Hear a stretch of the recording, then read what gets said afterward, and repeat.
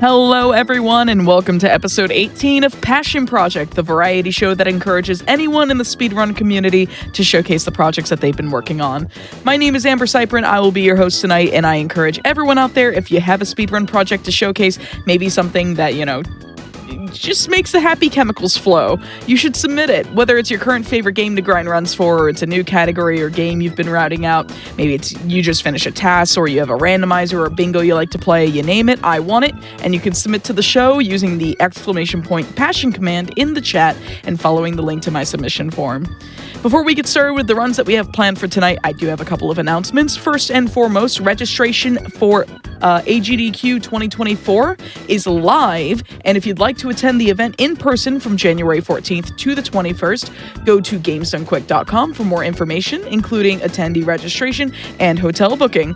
Be sure to check out the schedule at gamesdonequick.com/schedule and let us know what you're looking forward to the most. And Frame Fatales has its next event, Frost Fatales, coming up March 3rd through the 10th of next year. Frost Fatales 2024 run submissions and studio applications are now open for all women or femmes in speedrunning. Use !FF in Twitch chat or go to gamesdonequick.com/Frame Fatales for more information. Get your submissions in before November 19th, and that's not far off. So, tonight here on Passion Project, we have Obio and $Ben61 joined by their commentator Sweener as they showcase the Diddy Kong Racing Randomizer in a 100% race. And later tonight, Obio will also show off their run of Armillo any percent after the race. So thank you all for being with me tonight. How are you doing? Pretty good. Really happy to be here. Yeah, same. Doing good. How about you? Doing well. I am thrilled to have y'all on because I love Diddy Kong Racing. It's like probably my favorite N64 game. So seeing the randomizer in action is really, really cool. And I'm sure you'll explain how the randomizer works as we get into the race. Or if you want to do it beforehand, feel free to. But whenever you are ready, you can feel free to count us into the race. Yeah, You guys want me to count you down? Yeah, I think you have plenty of time to explain during the race, so you can just count it down. Okay, let's go ahead and get started, and then I'll explain as we watch the intro cutscene. Sounds good. In 3, 2, 1, go. Good luck. Alright. Have fun. Yes. So welcome, everybody, to Diddy Kong Racing. A lot of the DKR runners have watched this cutscene many, many times. But of course, this being a randomizer race, the actual game itself is going to look quite different as things get started here. This is super exciting because this is the first randomizer race to be shown off like this. So it's going to be really fun to see these side by side here. The routes that people use when completing this game 100% in a rando vary quite a lot. So it's going to be really cool to see how Obio and Ben tackle this. What is randomized about this race? Lots and lots and lots of things. So the biggest thing, first of all, is going to be loading zones. And we're going to see that pretty much right off the bat. Literally every single loading zone in the game, whether it's a mini game door or a race door or a boss door or the world entrance, all of them take you to different places. Seeing some good Taj bonks right off the bat here. And a little bit of a moonwalk Tash. Sometimes happens where he just slides to the left to talk to you. It's pretty cool. So obviously we changed to the plane. This is pretty much the standard movement for beginning a randomizer run. There's 4 balloons in the overworld here, and these are going to be extremely valuable for the runners tonight because it's going to allow them to get into their first couple doors. As you noticed, we are in the plane. If you are familiar with DKR, you already know that we have 3 different vehicles, and it looks like we have gone into the Dino Domain door, and it definitely did not take us to Dino Domain. This looks like it is the Bubbler the Octopus race. So right into the start here, we are in a race, but it looks like Ben... Oh, I shouldn't spoil too much. I got to remember that because it's a race. I mean, that's too bad. Yes. Essentially, DKR has 3 vehicles. We have car, hovercraft, and plane. And that is another thing that can be randomized about every single race in the game.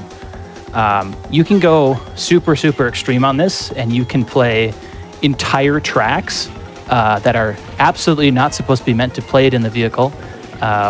For example, if you are familiar with the water tracks that you normally do in a hovercraft, you can play a randomizer where you can do that in the car if you want. Pretty much nobody recommends that. It's very slow, and it's very difficult, and it's not very fun.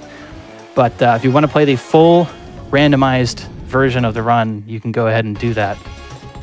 So every track that we go into, we might get the default vehicle, like this track's always played in car and it's in car, but there is the opportunity that we will get hovercraft for it, or we can get plane for it. And one of the really cool things about that is there is a lot of tracks in this game that do not have the plane vehicle available to play on a vanilla cartridge. Rando totally reworks that. Any track that does not have plane available on it, you can still get plane in.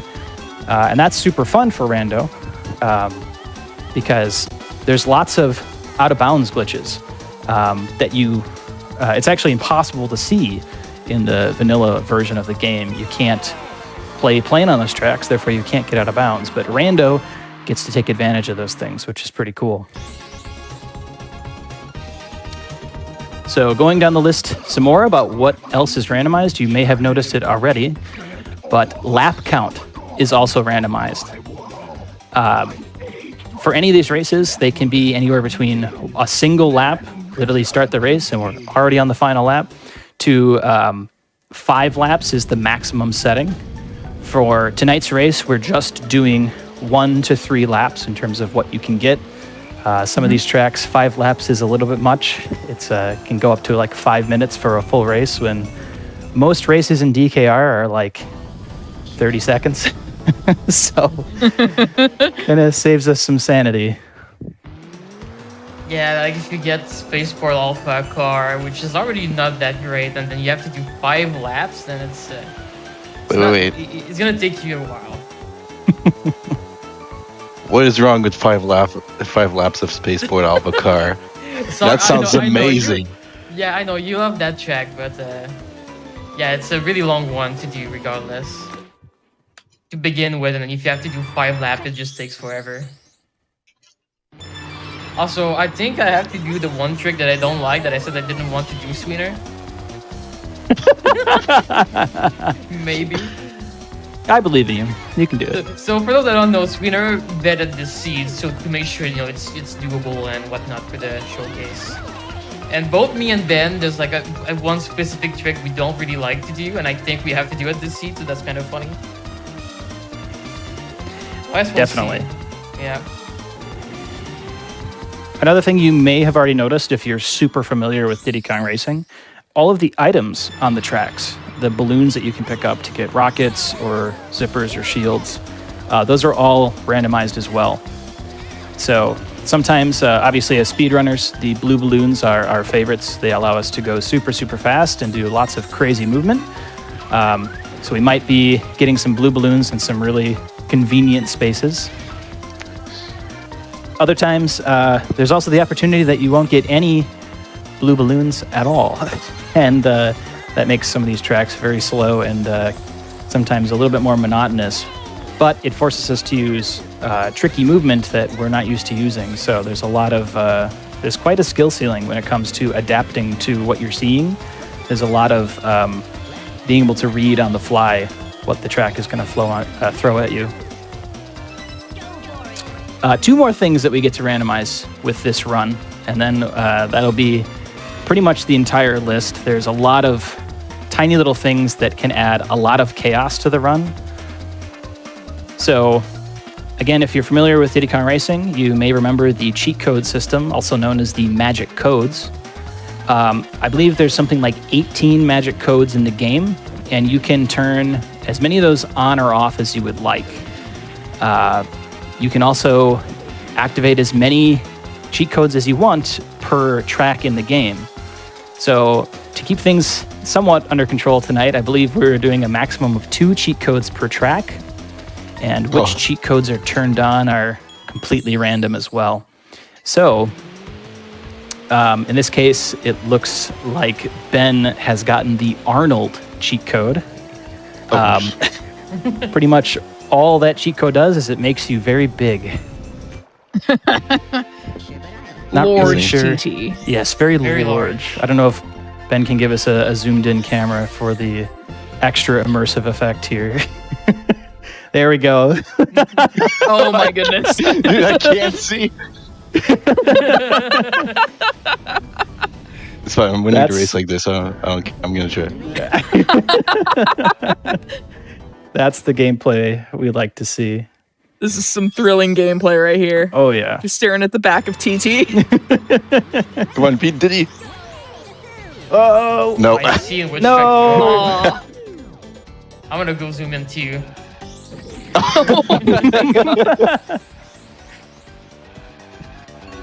Yeah. Pretty tricky to play the game like this, but you can see our gamers are still pulling it off. It'd be one thing if it were like a small character like Pipsy or Tip Top, but TT is quite large. Yeah, he's the big tomato. He's a big red circle. Yeah, he's a big tomato or Rolex. So many things. So many things it can be. One of the really cool things about Randomizer, there is actually a secret magic code that is impossible to enter. It is a series of numbers, and on the cheat code menu, there's no numbers to type in. You only get letters. But that magic code actually turns on Diddy Kong Racing's mirror mode for a given track. So I think we've seen it once or twice already. But in DKR, mirror mode is just called Adventure 2. So if you hear us refer to Adventure 2, the Adventure 2. Electric Boogaloo. I've done Adventure 2 before, and it is a thing I've done a run of once and never again. Just because it messed with me that much. It's pretty alien. Yeah, it's very, very hard to adjust your brain to what you're looking at. Funnily enough, Obio and Dollar Ben are both avid Adventure 2 enthusiasts. We do have a speedrunning leaderboard for that category, Adventure 2 100%, and these guys have times on there. Oh wow! Yeah, the silver coin challenge is completely different as well. Like the coins are in completely different locations. Despite the tracks being mirrored, it's not like the locations are mirrored either. And aren't the bosses a bit harder in Adventure 2, or are they just mirrored? Yeah, actually, all of the AI is actually set to a super high level of play, which is terribly cruel on Rareware's part. Not only to flip everything on you, but also make the AI super fast. So, Adventure 2, yeah, it exists, and it is available in Rando. Luckily, these two runners quite enjoy Adventure 2. You won't catch me in there, but you know. Well, I wouldn't say I super enjoy it, but it's a nice twist in the game sometimes. Yes, it does heavily mess up with your muscle memory and everything.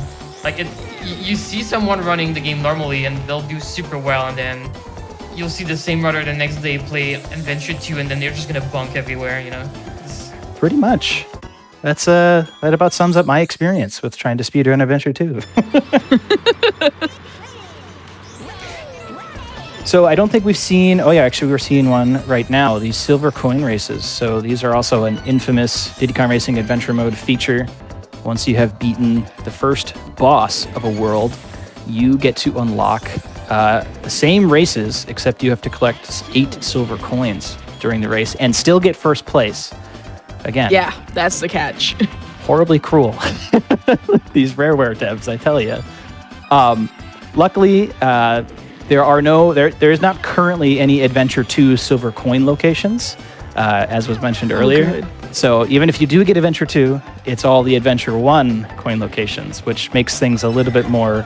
I would lose every single randomizer race if it was Adventure 2 coins. I have no idea where they are. They really put them in some cruel, cruel spots. But for the silver coin races, there is an option to re-randomize the silver coin races. So In this case, we're seeing some Windmill Plains gameplay. When we return to this track to do the coin race, it could be in Adventure 2 mode. It could be totally different cheat codes. The balloons could be entirely different. So you, it essentially introduces even more chaos into this long, long list of randomized features. So we have some folks coming in the chat talking about how much they love this game.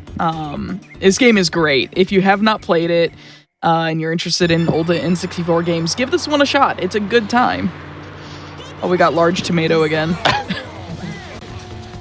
Yeah, definitely. This is, in my opinion, one of the best racing game ever done. So if you're a fan of a racing game, I would definitely try it out at least once. I've never seen Tricky with the plane before. This is wild. yeah, This boss race is normally done with the car in the vanilla game, but in Randomizer they have the plane for it, and this is you're just zooming. Yeah, sadly you can't just fly to the top because there's a bunch of checkpoints, so it won't like trigger the end time. So you kind of have to just fly around like this. There's also another trick you can do to skip doing all of this, but I didn't get it, so just have to fly to the top. you get this beautiful sunset to look at, though. Yeah. Those giant boulders trying to crush you. I mean, you can just fly over them, but... So, we have talked about all of the wonderful random things that can happen in DKR Rando. There's a lot going on here, obviously.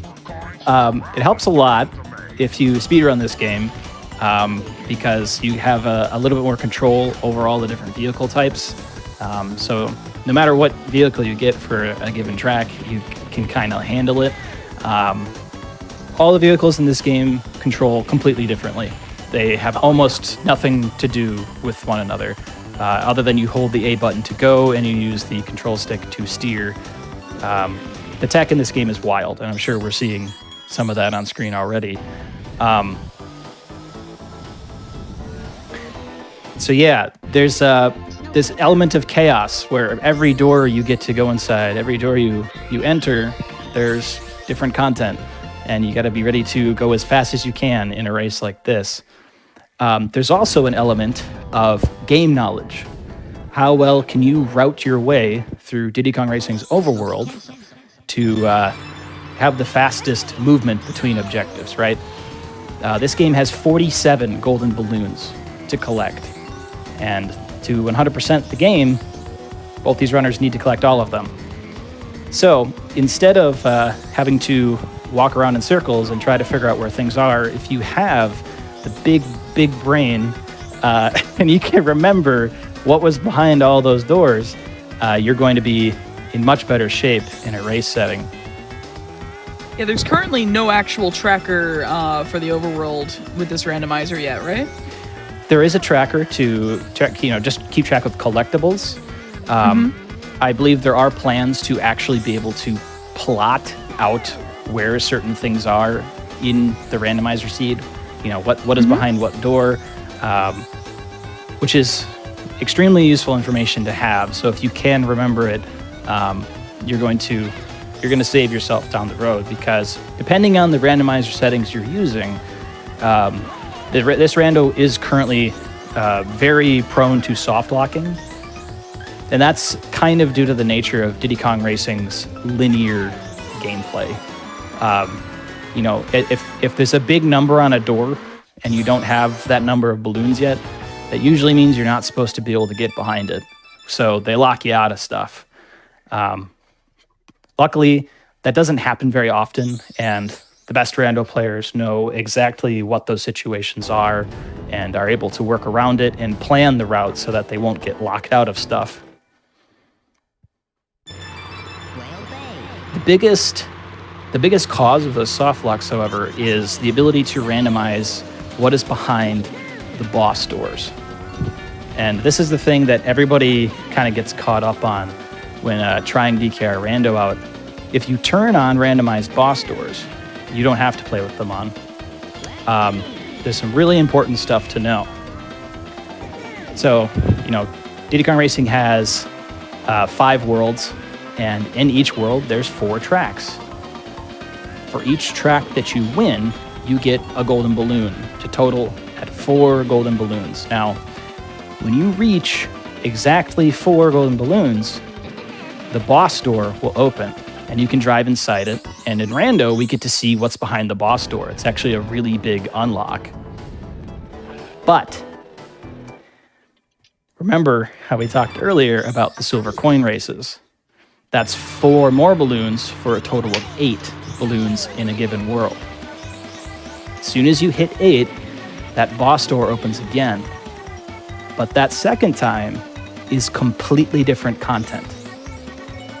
So, if you forgot to do what was behind the first boss door and you unlock the second boss door, there's no opening boss door number 1 ever again. So, you lock yourself out pretty quickly. So knowing what you have, how many balloons you have in a given world is very, very important. As soon as you hit 4, you get boss door number 1. As soon as you hit 8, you get boss door number 2. That's the gist of boss doors. So let me see if I have this straight. So like if you got 4, this is within each self-contained world, is that right? Or is it your balloon total period? It's in each self-contained world. Okay. Because I know that you collect the 4 overworld balloons because that's really important. Both for 100% and in general, it helps unlock things a little earlier. Hello. A very important race appears. Oh my goodness. Dude, this man's such a liar, though. He really is. Yeah, TT's got this taken care of. We've got nothing to worry about. Okay, so basically, if you get 4 balloons in a world, you need to go do the boss. Yeah, is what you've gotten to get the gist across there. And luckily, it's 4, 5, 6, or 7. You can have anywhere. As soon as you hit 8, though, you're never going to get back into that whatever was behind the first door. Right. So, and there is a really weird exception for this that we will see later. The guys already know what that is, so we'll see how they handle it. For now, though, Taylor Ben is in lap 2 of an extremely important thing in this game as far as 100%ing it is concerned. And we can see it's an adventure too. Oh, wow. TT is spinning. Spin to win. So someone's asking, are these all time trials or do you race other racers? Believe it or not, you are racing other racers. However, these runners are actually very, very good at what they do. So you aren't really seeing the other racers because they're going so fast. Yeah, and as a racing game, a lot of racing games have rubber banding AI where they are always on your tail. DKR doesn't have that. So as nice as that might sound, most of the time the AI players become obstacles in that case, which isn't helpful either. And they pick up items along the track, and they can shoot you or they can lay traps that you'll run into, and it can get a little frustrating at times like that. But we persevered, and we blow right past them and beat them every time. Yeah, the racers are also using TT, or the time trial clock. He is the fastest character in the game. He's an unlockable if you beat, I believe, all the staff ghost times in time trial mode. Yep. And he is, that's what I thought, yeah. It's not even close. TT is unbelievably overpowered when it comes to going fast. Yeah, and if you weren't using TT, you'd probably be using either Pipsy or Tip Top. Pretty much. That's what I usually end up doing if I'm on a non-TT cartridge. Yeah, I think eventually something that could be cool is like random character for each track. Oh yeah. Oh, that would be kind of cool. Imagine getting Crunch. Oh god. Dude, I love Crunch. My favorite. I've seen someone put themselves through the ringer by doing playing as Just Crunch through Adventure. I don't know if it was Adventure 1 or 2, but it was one of the adventure modes. But they had the hard AI cheat magic code enabled, and that was just how they were gonna play it. Just really hard mode with the worst character. Yeah, especially if you don't know any speedrunning strat, that's really hard. Yeah, like it was a person who didn't know speed tech or anything, so it was really funny to watch. I personally don't know a lot of speed tech for DKR, but I know enough to get by when replaying the game casually. Yeah, the game's speed tech is cavernous. It is Oh yeah, nearly endless, which is very, very fun. It's also maddening at times because there's a lot of invisible tech in this game as well. You watch two players side by side and you can't tell what about them is different, but one person is literally 3 seconds faster than the other. It's pretty wild. Oh, speaking of magic codes, by the way, for folks who have never played this game before, if you have a friend, there is magic codes that allow you to play adventure mode in split screen, and whoever so that way, like, as long as one of you wins a race, you can actually get the golden balloon and progress. But like basically, it's kind of like co-op adventure mode. Really cool. You can also do Adventure 2 like that. And there's a magic code that lets you both pick the same character if you both really want to fight over being TT or really want to fight over being Pipsy or whatever. And you just activate the double vision code. So again, if you've never played this game before, you can do so with a friend. It's really cool. Or if you have played but not in a million years, you can find someone who's like, hey, I love DKR. I want to play that with you. And just get carried by them. Yeah, Obiu and I actually, at GDQ, we did a joint adventure mode race. And we made it more of a competition. Yeah, it started as like, oh, let's just race together, and then it turned out into let's like try to hit each other, and so that we can win and the other doesn't. So it was pretty fun. That was very fun. That was a good time.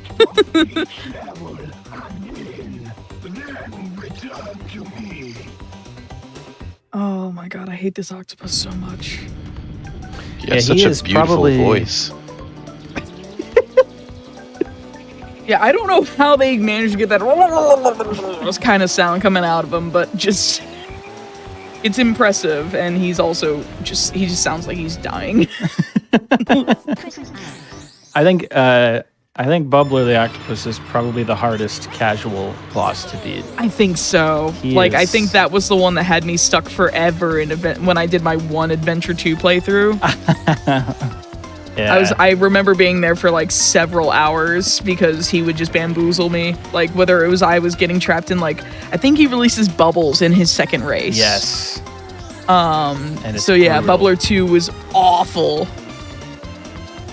Because also as you progress, the bosses cheat more and more with a head start. It's really frustrating. And you're stuck in the hovercraft in water, in some occasionally close quarters too, in some caverns. Oh, hello tree, you have collision. This one tree has collision. Yeah, this is definitely a wonky game. There's a lot of weird stuff that doesn't make a lot of sense, unfortunately. But again, we persevere, and we just hope that everything turns out okay. There's a few zippers. The boosts on the ground are referred to as zippers in the game. There's a few of them that you can just drive right over, and nothing happens. And nobody knows why. You just accept it and continue playing. It's like, oh, hello. I guess you just don't work. Oh, I hope Obio does the really cool thing here.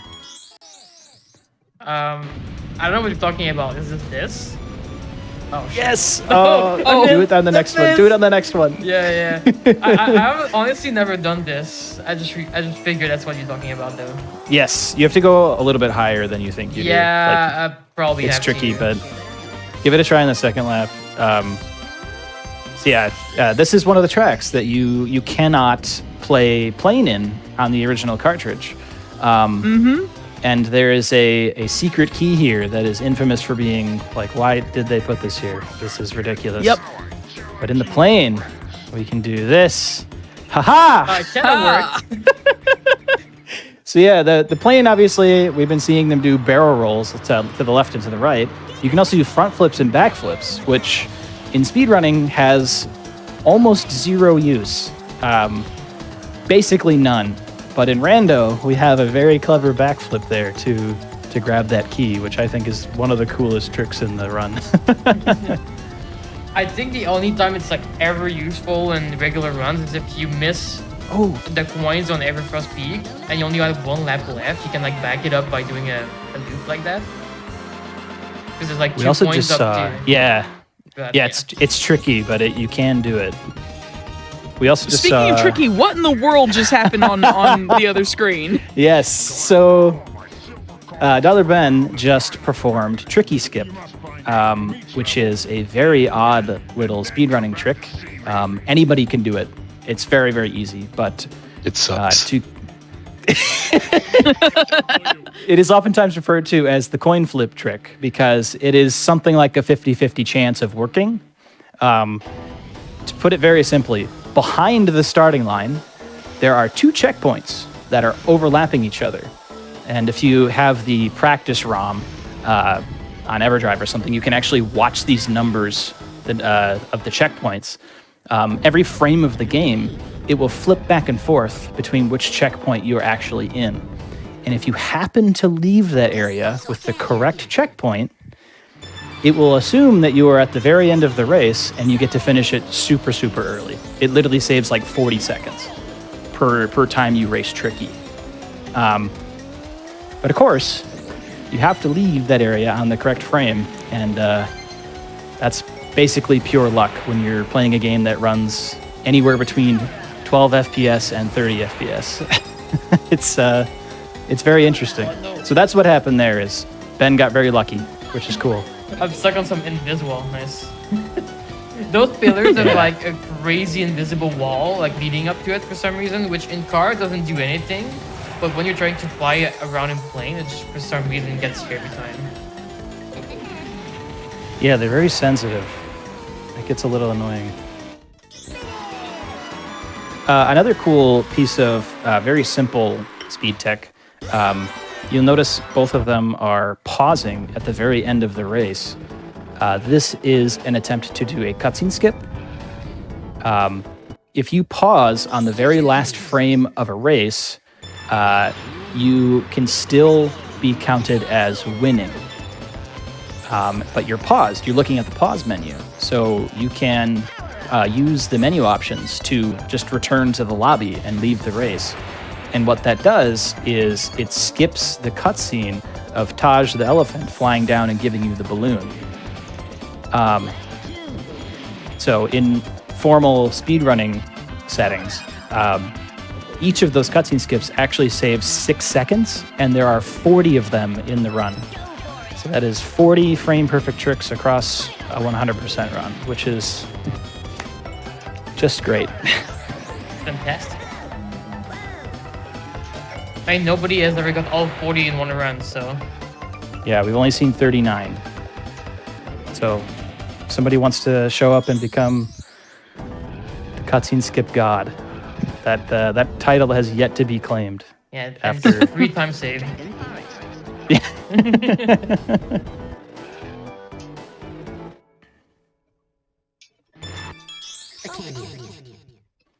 Okay, we'll see if Ben does the cool thing here. I may disappoint you. My fingers are crossed. I will disappoint you right now. Still faster than getting it the normal way. But I got Magnus shots, I don't know. That's something.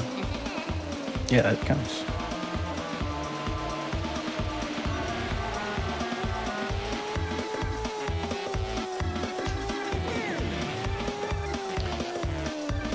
Also, is this Rando still in active development?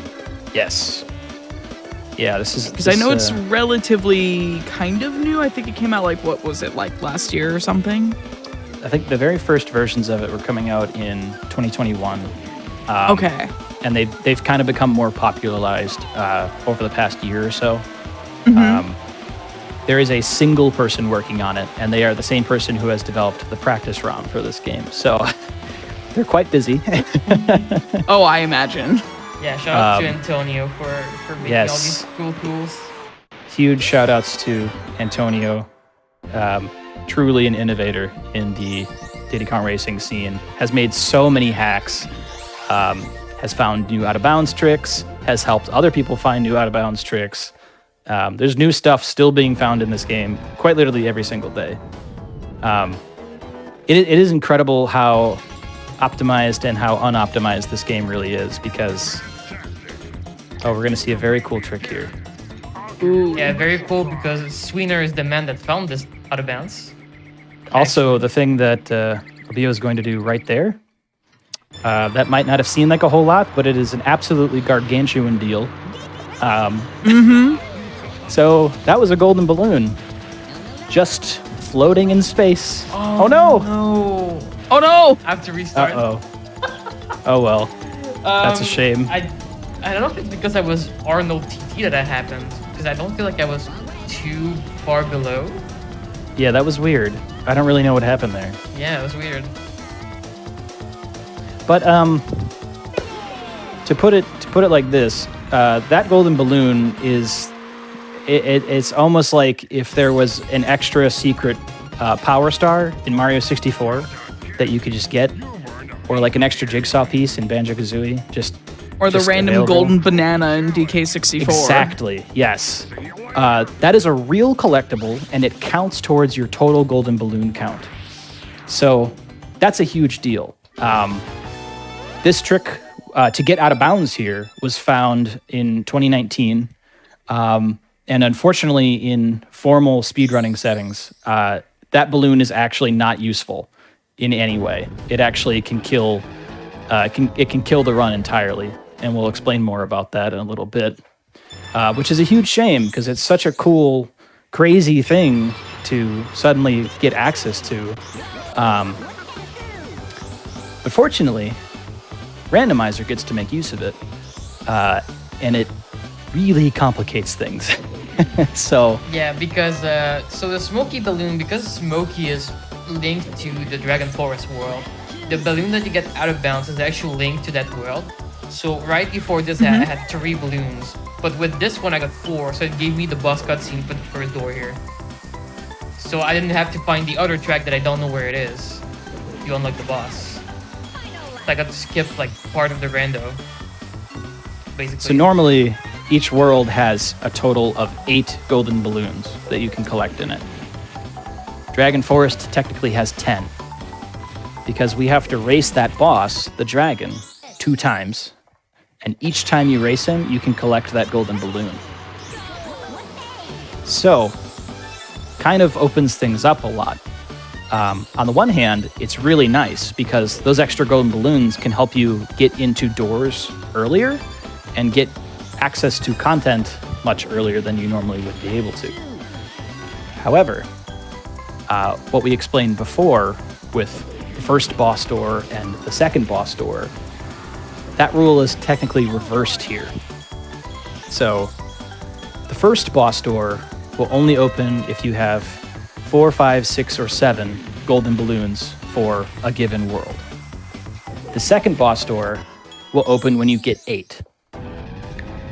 But that second boss door is only open if you have exactly 8. If you get 9 or 10, you go back to the first boss door again.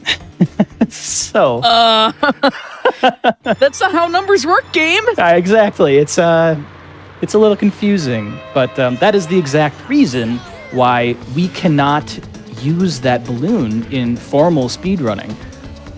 It literally locks us out of the second Smokey the Dragon race. We don't get to race him at all. So that's a big deal. But Rando, everything's all mixed up anyway. we can take advantage of it. We get a beautiful out of bounds clip from Dollar Ben here, and he's going to go ahead and grab one for himself. Hilariously, if you quit back to the menu or reset your console or something, those balloons actually respawn, so you can get as many as you want. As soon as you get more than 99, the game will just crash. So there is a meme category called 99 balloons. What do you mean you're wrong? I was going to say, there is a miscellaneous category that involves crashing the game with your balloon count. Yes, it is a giant meme. But it's a great way to practice that out of bounds trick we've seen both of them do, because you have to do it 100 times in a row or whatever. So it's pretty helpful. Amazing.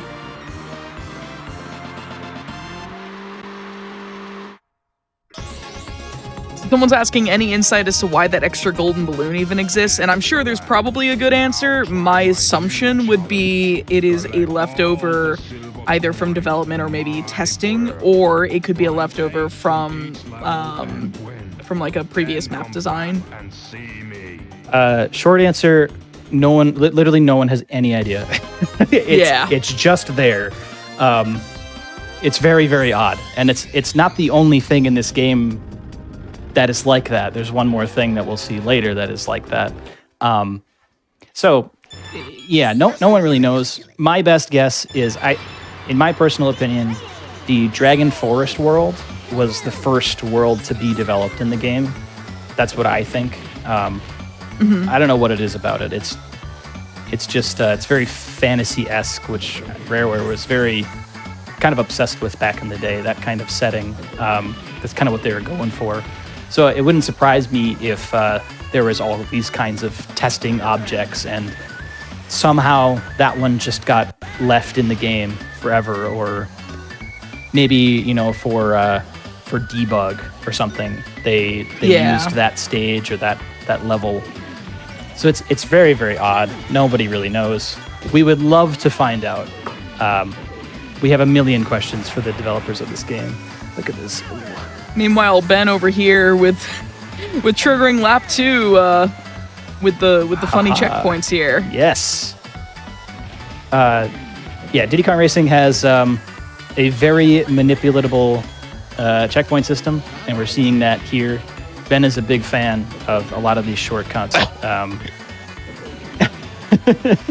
Yeah. So that one's pretty nice. Is he doing SPA? Oh my god, I missed again. SPA is even better. Because I missed that one. Dude, I better see SPA car in this. It would be amazing. Do I spoil it? That's up to you, man. I probably should.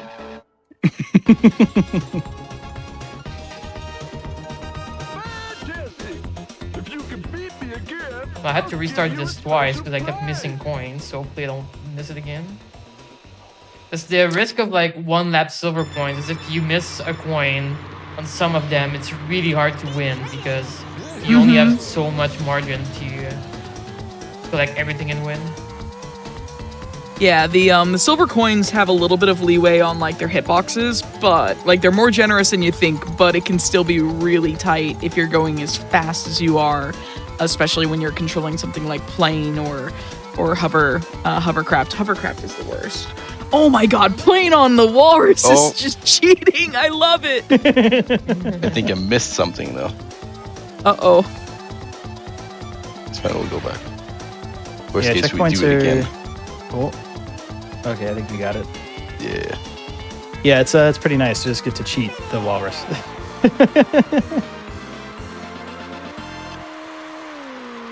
That's like your first, in the casual playthrough, that's like one of your first times where you're left like doing hovercraft on land, and it can feel awful to someone who hasn't had to do it yet.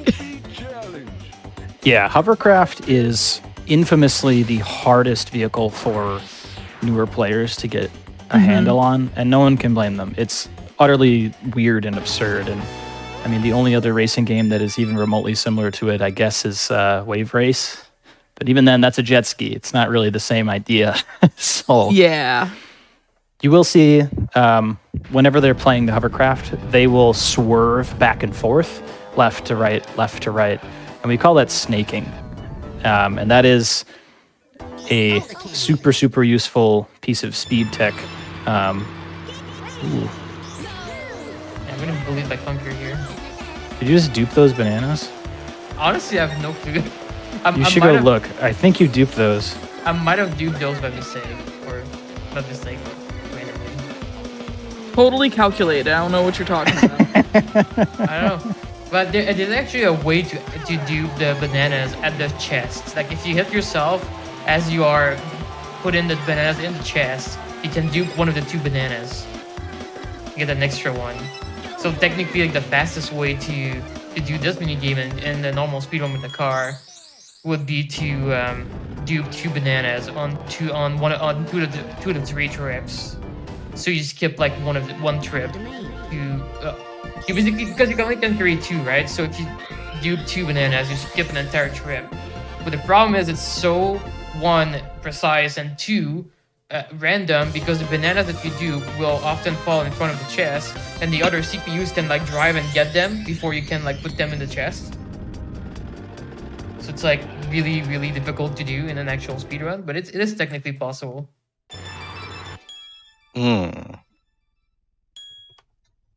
Yeah, I think it's used in the all mini games category, which is a 3-minute long category. It's super, super short, so Yeah, that is the it's place worth for it. I think it's like what, 2-3 seconds? Yeah, it can save a nice chunk of time. As far as how close this race is, I'm just reading the chat here.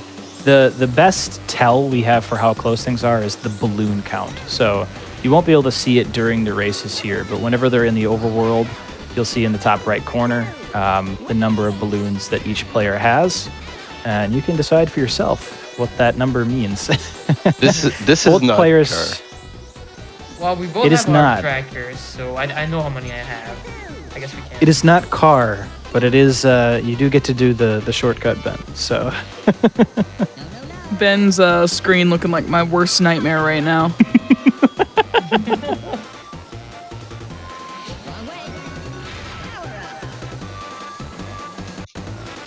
yeah, this game. The time trials for this game are insane, right? Like, Oh yeah. there's 20 tracks, and each track you can play pretty much all of the vehicles on, except for a few cases.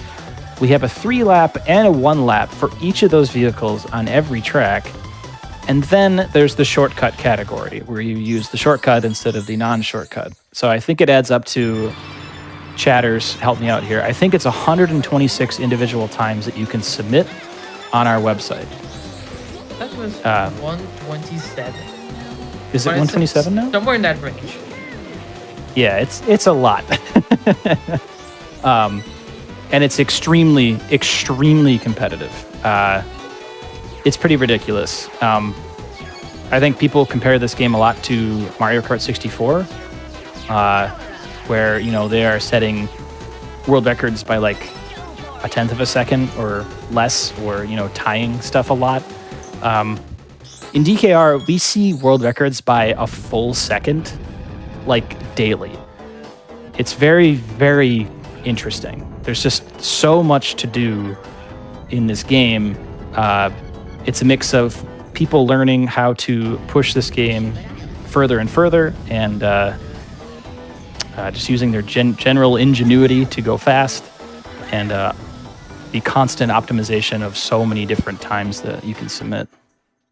Yeah, that goes back to where you were saying how it's wild how this game is both really optimized but also not really optimized. Yeah, exactly. It's actually mind-boggling. Like, not only that, you know, the game is, there's so much to do in the game, and that so much of it is unoptimized yet, but also the level of tech that we're talking about is truly limitless. The skill ceiling for this game just never ends. It goes on forever. And the fact that every single year we see full second improvements on some of these tracks is proof of that.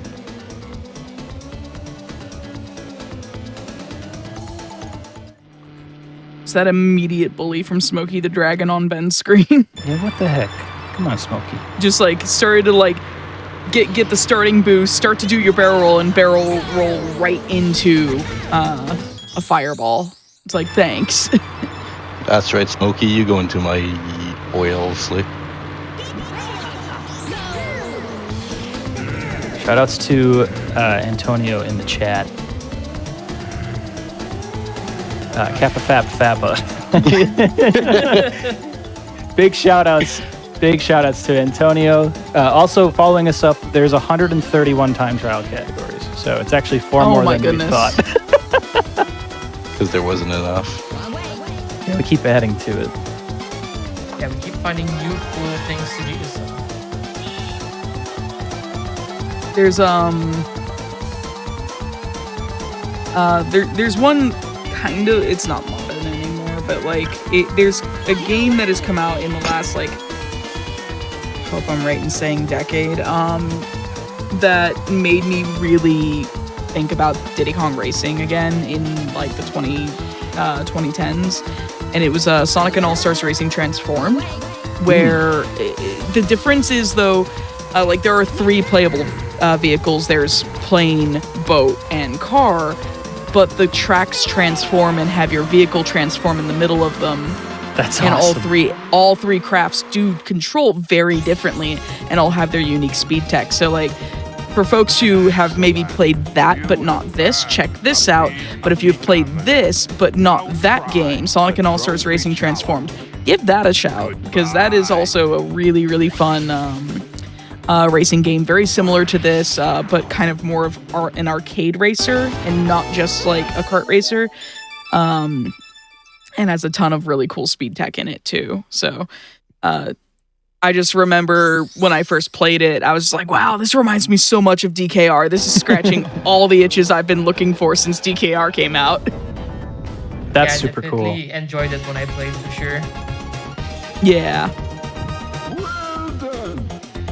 It's funny. The only other racing game I have found some similar levels of tech with is also Sonic.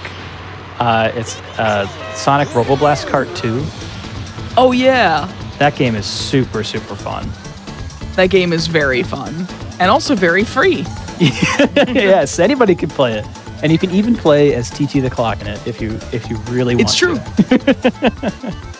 Like I have seen that there is that a mod or is that a packaged in one for the release?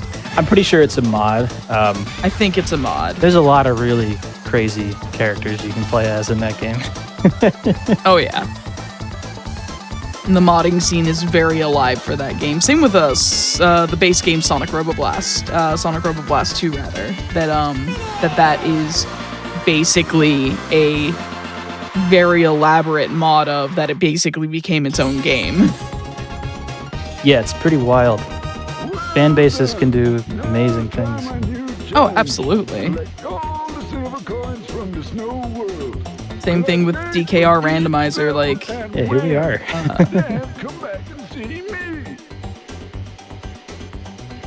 Oh, this is weird. I do this every time, Ben. Very nice, though. Oh, is this mirror mode? Yeah. Oh, no.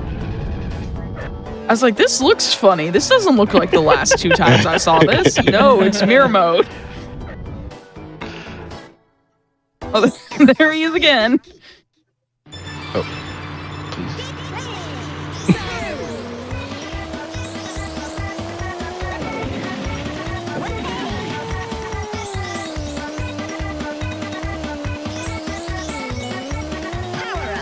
I don't know why, but Ooh. big DTM plane throws me off so hard. He's just so large. You can't see anything. He's very big. It's like in the hover in car, it's not too bad for some reason, but in plane, like when I'm trying to like not go into reef and stuff, it's not. It's the third dimension thing. Yeah. Having to go up and down as well as left and right and forward is it's too much. Let's be honest. Plane is the YOLO vehicle in this game. Like car and hovercraft are very technical. There is lots of YOLO tech in those vehicles, but plane is just go around the track as fast as you can and do like 30 barrel rolls while you're doing it, and hit both the ground zipper and the air zipper. At the highest level, it's super fun to watch. It's very, very chaotic. Oh yeah, and also don't crash. Yeah, if you do bonk head first, you lose a full like 5 or 6 seconds or something. You know, just save your tears for your pillow. You got to do the rest of the race, dude. Yeah, bonking in plane is just really, It's quite sad. it really is. Also, shout outs to, there's a username in chat that I was literally talking about the video that it references, like, yesterday with a friend. Oops.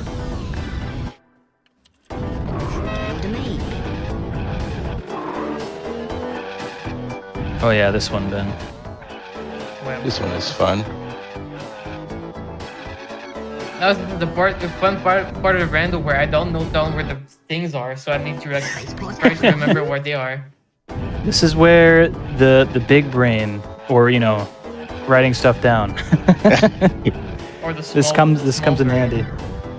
Yes, or the small brain gets you in trouble.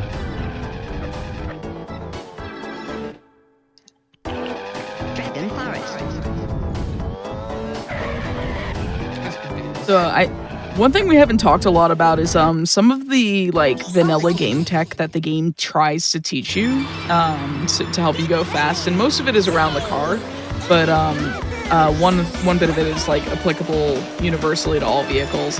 The first one is on zippers. I think after you beat your first race with Tricky, Taj comes in and says, try letting go of the acceleration when hitting a zipper.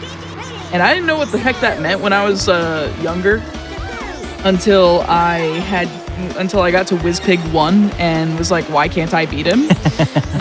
So when you hit a zipper, the jet flame that comes out of your engine is purple. But if you let go of the A button, it turns green and gives you an absurd boost. And I did not know that was what Taj was talking about until like I had to look up how to beat WizPig 1 as a kid, because I was like, what in the world am I doing wrong? I can't catch up to him. And it's like, hey Numpty, have you tried actually listening to Taj for once? But that is applicable to all vehicles, whether it is hovercraft, plane, or car. And then there's another one that I think they try to tell you, and it's the sharp turns by holding accelerate and brake in car while holding left or right while you're turning. And it just gives you an absurdly sharp turn. Like you can do donuts in the parking lot with that very easily. And that actually allows you, it helps a lot with like silver coin challenges, because most of those are done with car. Most tracks in Adventure are done with car, except for the ones that aren't. But just like little bits and pieces of speed tech. And then there's like one that definitely is not intended, and that's the game doesn't tell you about this at all, but if we had the speedometer showing in the bottom right corner instead of the map or nothing,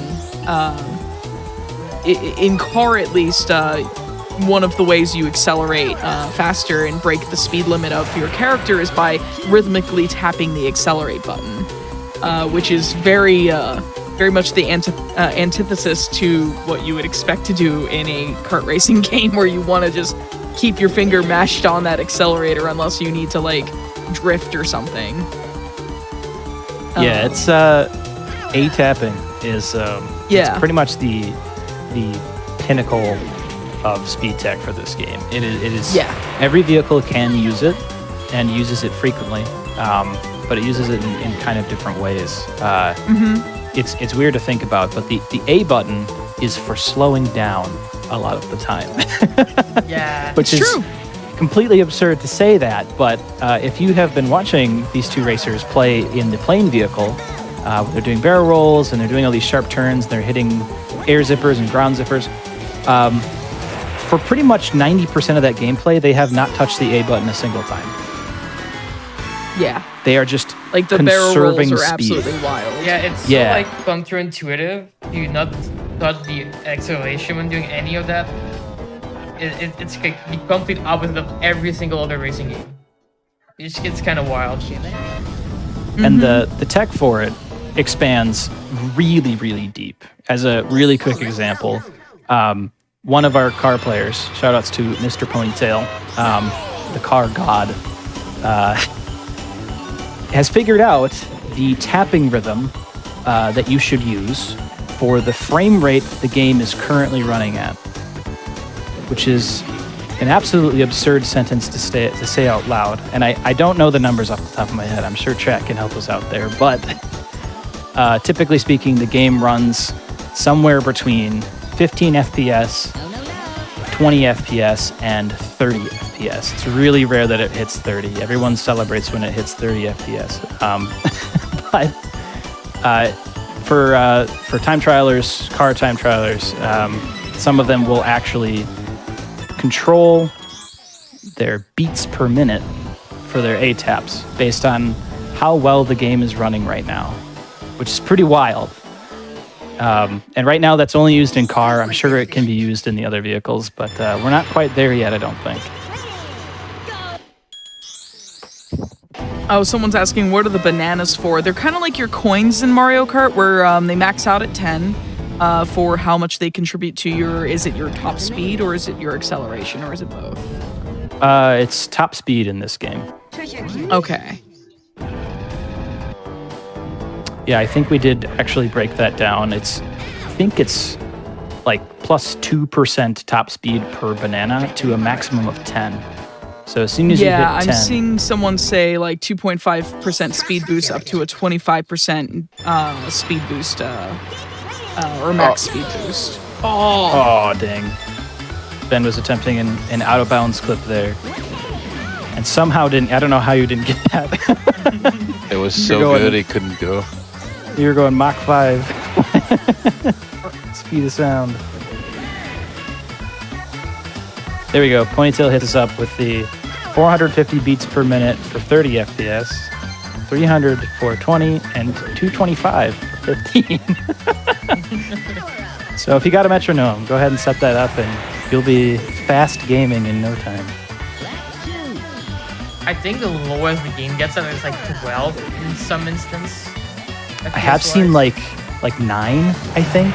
I'm not even surprised. Honestly, some tracks like Fast Simulator, like start of lap 3 when all the CPUs are in front of you and stuff, like the lag is just crazy. Also, a really interesting, cool little tech thing that I can bring up, because we just talked about the green boost that we're getting out of zippers. It's actually not uncommon for some runners to purposely take a purple boost, because entering the next area of the game at a slightly slower speed will help preserve the frame rate, and you get better boosts when you have more frames. So more frames gives you more fast in most cases. Oh, yeah. So really weird little precise... It's not that much slower to take the purple boost, but it's just slow enough to save that extra bit of computational power, and it allows us to go even faster. Oh, another thing that I didn't even mention when I was talking about the green boost was that's applicable to balloons as well. Like the boost balloons, those are also, if you release the accelerator before you use one, you also get a green boost off of that, and it intensifies depending on the level of power-up that you've collected before using it. So like every power-up has 3 levels, if I'm not mistaken, and every subsequent balloon that you collect in a row. So if you collect one balloon, you get the yellow boost. If you collect another blue balloon, you get the like blue boost. And then if you collect a third blue balloon, you get a purple boost. And all of those can be turned green with the, letting go of the accelerator before using them, which is really, really cool. My beloved blue balloon. Also, Sweeter, I love you for having Darkling playing. The best one.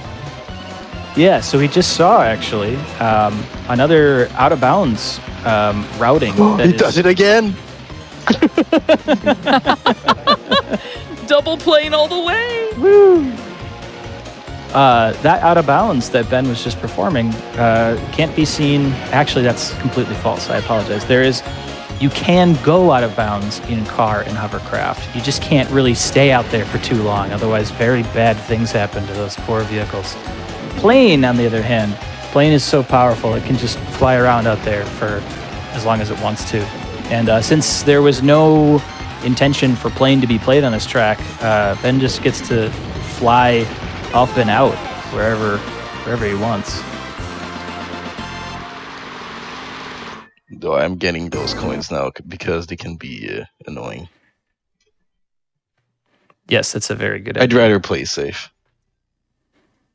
So we just saw OBO do WizPig 1, I believe.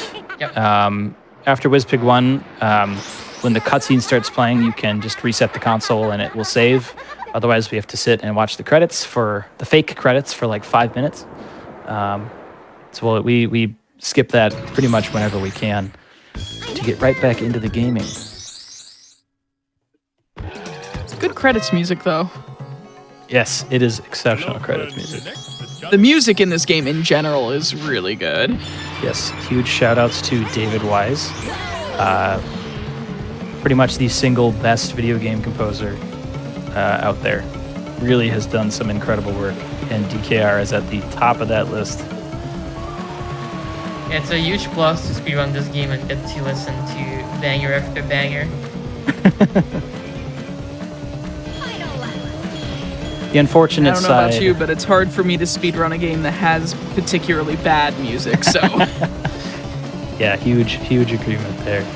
The unfortunate side of that is a lot of this game's categories, like all trophy races is one of the most popular categories, for example. It's very short. It's just over 20 minutes.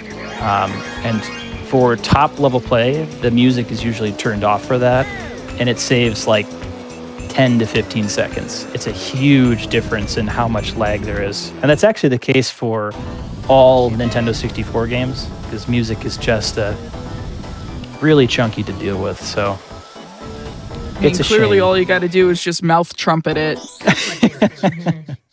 Just go a cappella. Definitely. Yeah, I mean, you don't have to. Like, I personally don't go for those 10 seconds. I just take the time. Well, in ATR you It's do, like because there's no shot. Yeah, in ATR. But Hundo, The Hundo, 10 Like, seconds. hi, I prefer to enjoy my game music. Yeah, exactly. See, you know what? I'll just drive 10 seconds faster. Oh, it's alright. and especially for showcases like this, it's just too much fun to keep the music on and just have everyone Sure. jam out.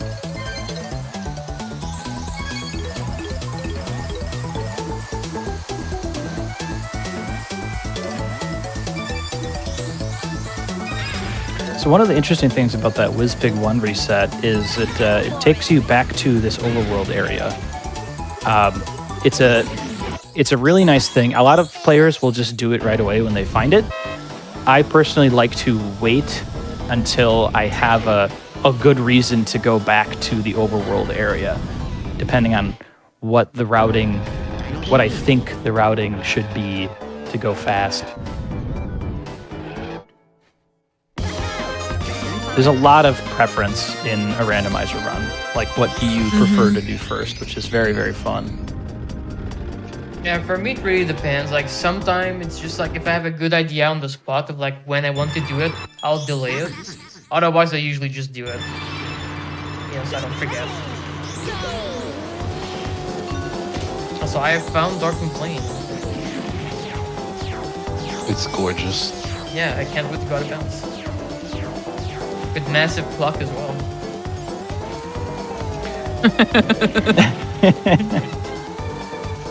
Also, as you two wrap up the tracks that you're on, do you think we can find some time to take our first break of the evening? Alright, for sure. Absolutely. You want me to just pause? Wait, hold on. Yeah, we gotta let Ben get through this cutscene here, and then And I pause? We'll have, Why not pause? yeah, go for it. Pause. Yep. Okay. Good All to right, go. folks.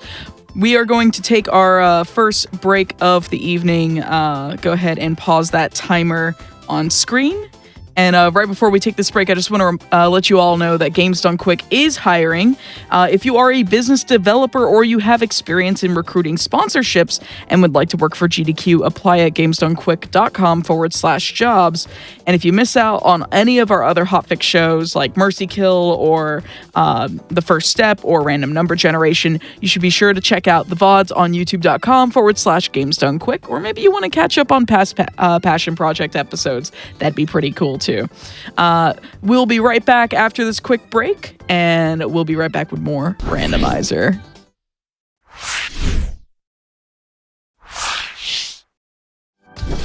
Hello everyone, welcome back to episode 18 of Passion Project, the variety show where everyone should be submitting their projects that they like working on. My name is Amber Cypher, and I'm still your host. I am still joined by OBO, $Ben61, and Sweener as we continue this Diddy Kong Racing 100% randomizer race.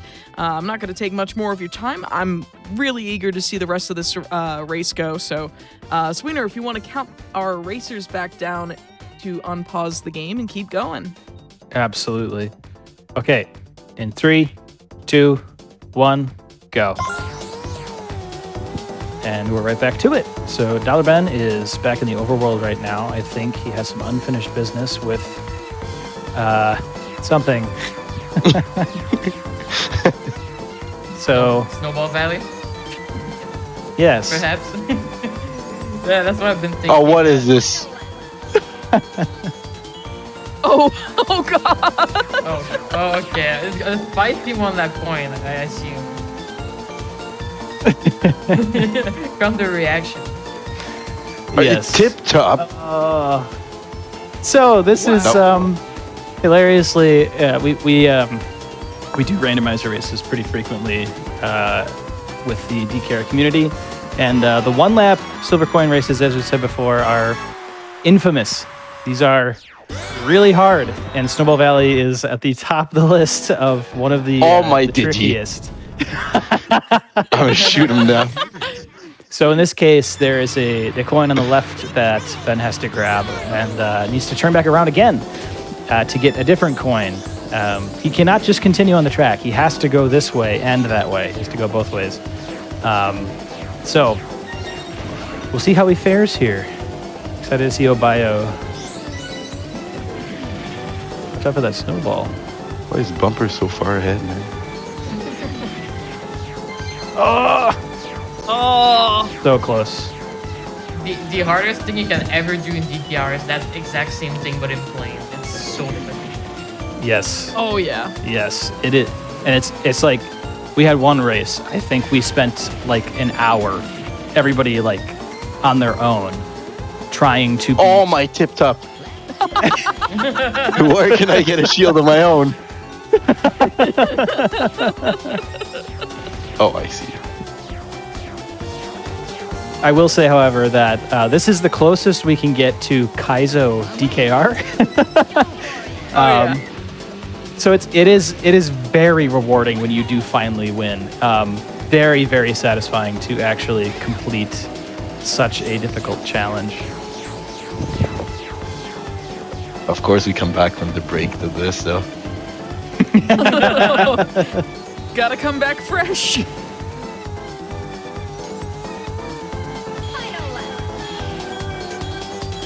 Someone in chat, say it with me. Oh, my tip top.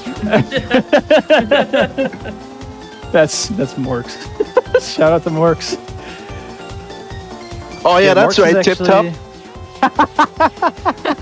You had your shield this time. The snowball got me. You got snowballed.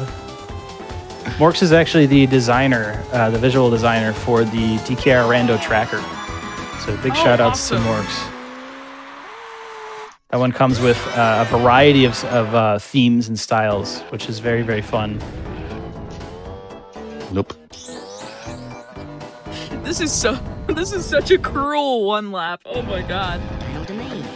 Yeah, it's like, tricky. It's very, very rough. You're Big Tomato too. Like the only way this could be worse would be Big Tomato plain one lap, and this is an Adventure 2 style, right? This is like, this is vanilla. Not the mirror mode. This is Adventure 1, luckily. So it could be worse. Yeah, it could be worse on top of being worse. Yep. Oh, tabarnak. Oh! Alright, well, let's see how I can do this. Man is gonna get it boy. first try, just to watch. Oh my, nope. Yeah, no. about that. About that. That coin did not want to get grabbed. Yeah, the coin hitboxes are so weird in this game. There are times Oh, where you did are you? nowhere near the coin and you pick it up, and there's times you literally drive right through it. Go and it's through it. like, Yeah. nope, sorry, buddy. Wait, did I Try miss again it? next I time. missed.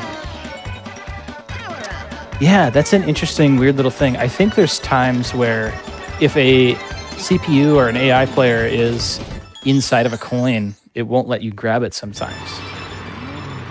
That makes sense. Kind of. Like, I think we're just going along and hoping it makes sense. Yeah, rather than, like, We just go with it rather at than this point. actually admitting the fact that it's bogus.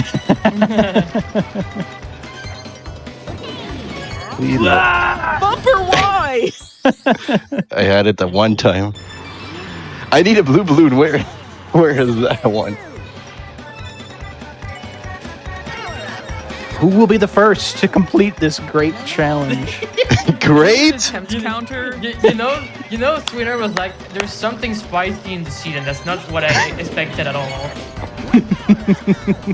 I expected something better. It really throws a wrench in things because it's opportunity to catch back up if you're behind. If you are a one-lap coins master, oh, we're like synced right now. This is awesome. Look at all this Snowball Valley content. Yeah, if you're a fan of this track, this is for you. Oh my god. That middle coin is not cooperating. Why is Bumper so far ahead, man? That's right. Oh, yes. Victory! Oh, this was This has been a pain. wild 5 minutes. This was pain. But Ben has the magic number of balloons. So, again, if you've played DKR in the past, you know of the wonderfully secret Future Funland. The final world in the game can only be accessed once you have collected pretty much everything in the base game. The first 4 worlds, that is. So, when you do get to Future Funland, you need exactly 39 balloons to even enter the first track. In Rando, we can access Future Funland early, depending on how the entrances got randomized, but you can't actually get in there without 39 balloons. So Ben's in nice shape here. Yeah, I saw Future Funland was was a very funny world instead. And I was like, oh, that's a weird place to put that. Yes, this extremely important piece of end game content. We'll just put that behind the door. Just like WizPig 1, it was just like, oh yeah, that's just over here.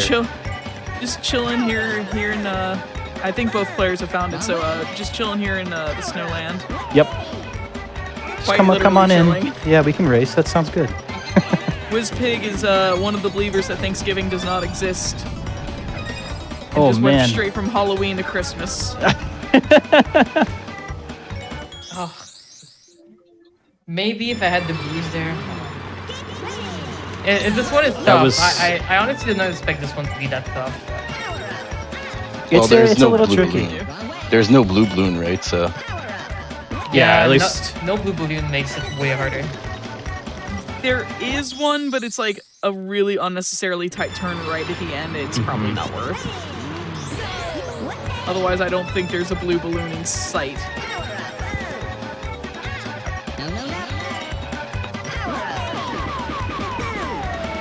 Let's get those AI out of the way. this looks promising. Oh no. Oh, dang. Oh, I think that wasn't Commentator's Crunch, that was curse. somebody though. Yeah, someone bumped you. Yo, chat, can we all give Obio our energy to get through this? I lost it all playing that same track. We might need a spirit bomb to get through this one.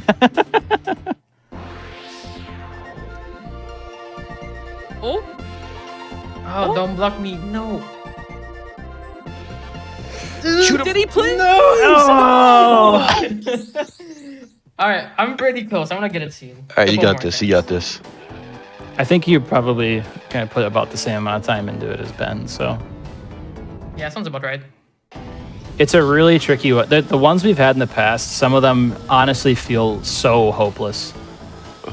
But I don't think there's been any of them that we have been completely unable to finish. Very challenging, but not impossible. I had one last night, but that's about it. So I got this, but with plane and no blue balloon, and I don't think it was possible. Oh man, that is rough. With blue balloon, it's like barely possible, so I don't know. Well, maybe it was, but I just didn't try too much. Well, you don't have an hour to spend on Snowball Valley. Yeah. Like, hi, I'd like to enjoy my video game. Thank you. Welcome to the Snowball Valley stream. There we go. Here we go. Yeah. Woo! Congrats. GG. Thank you. Thank you. Thank you, chat, for your energy. That was certainly content, as the chat has said.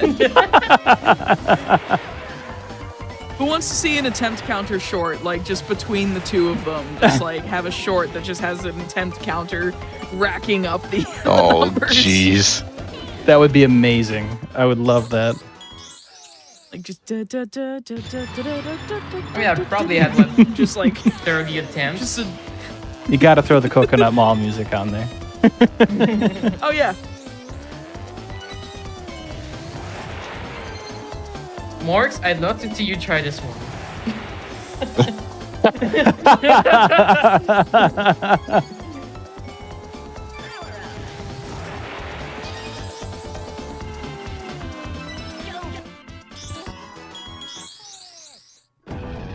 Oh god, it's mirror mode octopus. Please, Bubbler, no. Luckily, we have the power of plane. Yeah, I was gonna say this is basically cheating. Yeah. Because I think the snake all over is pretty nice for the thumb. Because there's like very few boosts on this track, so if you're stuck doing it in hover, you're like basically snaking for like an entire minute. Oh no. It's not as bad as Hover Challenge. Yeah, I guess hover challenge is worse. This is a game of all time, but like I mean that in like the most sincerest way possible, unless you're doing one lap coin challenge Snowball Valley. Then it's the snarky game of all time. Yes, yes, exactly. I'm not sure how I'd feel about this this track. I don't. Oh, that's my favorite track. It's a shame it's done so fast. I'm afraid of what's going on with coins. Okay, that's fine. Oh, okay. I was afraid of Everything's under seeing control. plane. No, you're through the spice now. Playing one lap. The mess is over. Yeah, that was the one bit of spice that I thought would be very interesting to see who came out on top there. But I think both players spent about the same amount of time conquering Snowball Valley, conquering the snowballs. Oh goodness.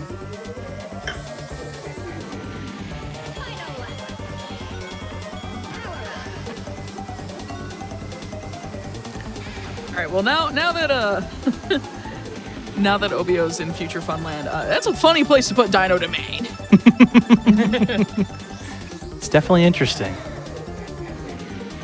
Like I saw Ben go through it and like looking at what tracks were in there, and I was just like, huh.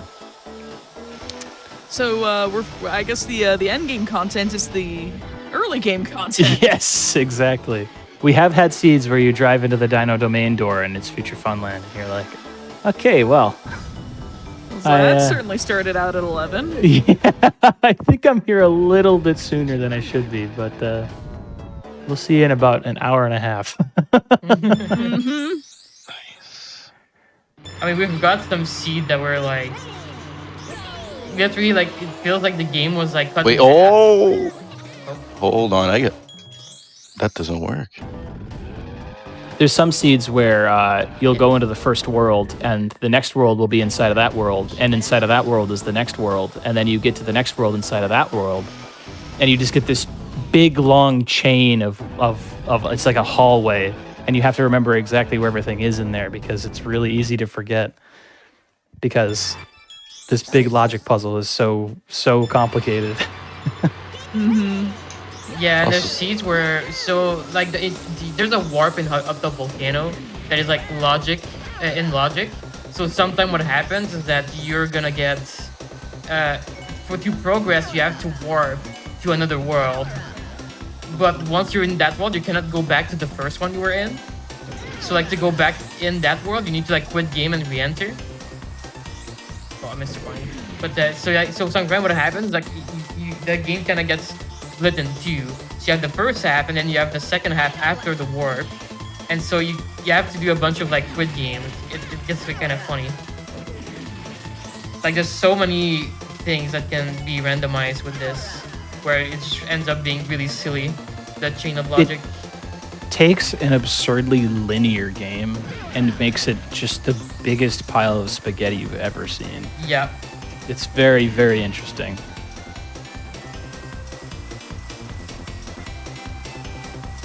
So yeah, we are nearing the end of the balloon race phase of this run. So in total, there's 47 golden balloons in the game.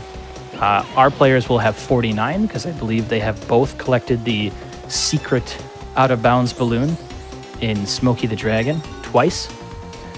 The final set of collectibles that these players need to get are the first place trophies from each trophy race in the worlds. They have completely finished some of those worlds, which means they can go do those trophy races, but we'll find out why in a little bit, why they haven't been doing that yet. And it's for a very, very interesting reason. That was brutal, Ben. That was a very unfortunate boost. It's like, oh, you bonked. It'd be a shame if the same corner ate your balloon you were storing. Yeah, Star City, they were like, how about we made a whole track that was just 90-degree angles everywhere? Everything. The whole thing. I mean, it's fine in car because you can actually do those 90-degree turns with the vanilla tech, but like you're playing, so it's a little trickier. less so.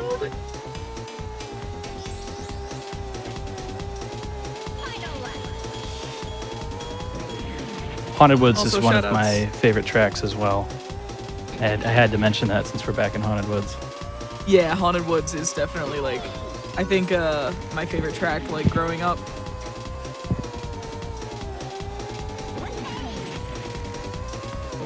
Yeah, I think it's Shoutouts to it. very high on a lot of people's list for sure, mine included.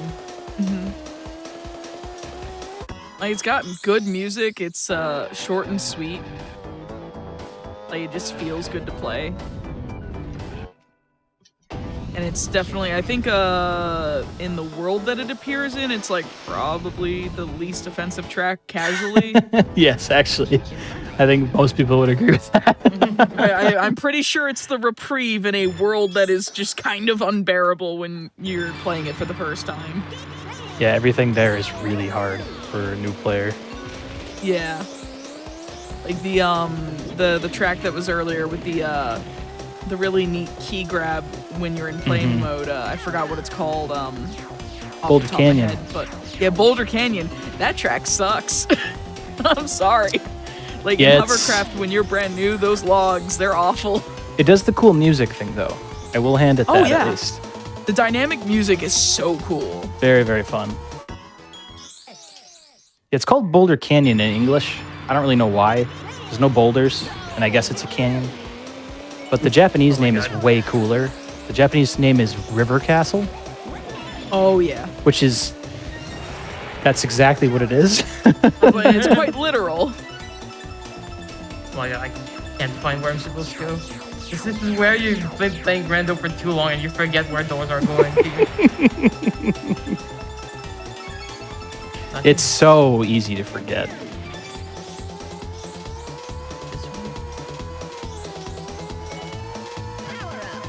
Use the notebook. No. Yeah, I should do the Ben strat. Ben probably knows where everything is. Yeah, you gotta have Yep. the handy dandy notebook, and instead of the like big red comfy chair, it's gotta be the shape of big red TT.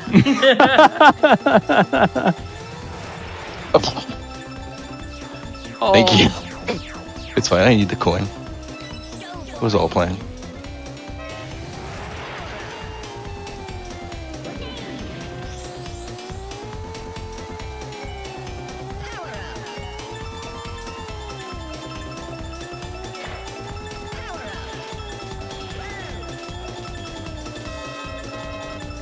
I have to ask, what is the strat with Fire Mountain? Because this is probably the minigame I actually suck at. It's hard to explain, but it's a very specific pattern of actions. You grab an egg and you drop it off in your nest. You steal an egg, you drop it off in your nest, and then you grab another egg. But From the center, yeah. yeah, it's honestly, no one. All the mini games are like this, and no one really knows what controls it. But the AI react and do stuff based on where you are on the map. It's Interesting. very weird. I don't think we've seen Icicle Pyramid yet. No, we've definitely seen the banana thing, and we've seen Fire Mountain, but we have not seen, I think, either of the two battle maps, if you will. Yeah, we are very lucky to have a super strat for Icicle Pyramid and speedruns. I'm not sure we're going to be able to see it in this rando race, but for like 100%, all we do is we very quickly drive to the top level of Icicle Pyramid, and for some reason, if you do it right, all the AI come up there, and you can just camp in the corner and shoot them over and over and over again.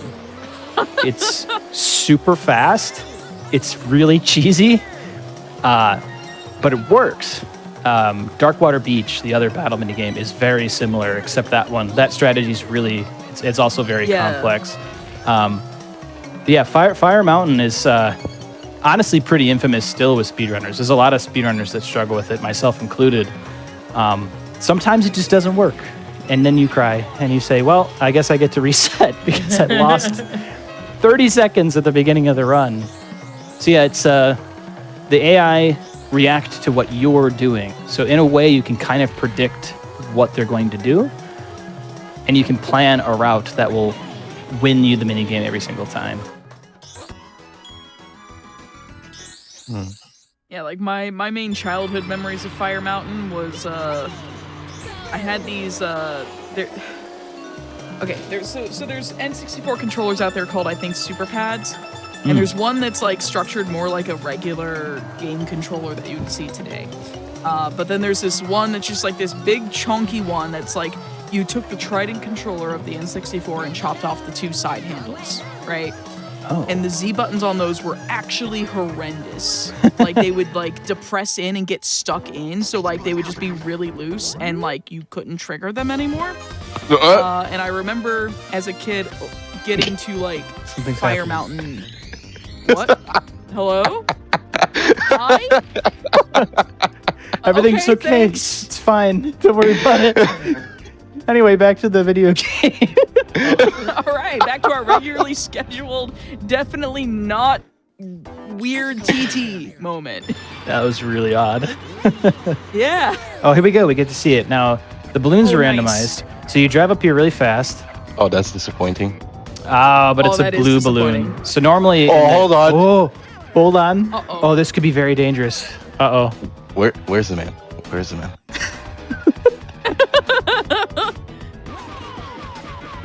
Oh, get him. So normally you cannot get the level 3 balloon of red, which is 10 rockets that you can shoot. Yeah. But since we have the magic codes randomization on it, it turns on a cheat called Free For All, which whenever you touch a balloon, it gives you the max level upgrade on it immediately. This is great for Ben, because as soon as he spots somebody, he can just go crazy and shoot them all in a row. Oh, he has a Spray and shield? pray. Oh my god! Get back here. He came prepared. The very dangerous part of this is that when the AI picks up 3 rockets like that, they will shoot 1 rocket per frame of game played. So if they happen to get a red balloon and you're standing in front of them, you will just immediately die because they shoot all the rockets at once and kill you in, the span of a millisecond, which is really funny to see. What are iframes? Exactly. Yeah. Yeah, it's really, really crazy.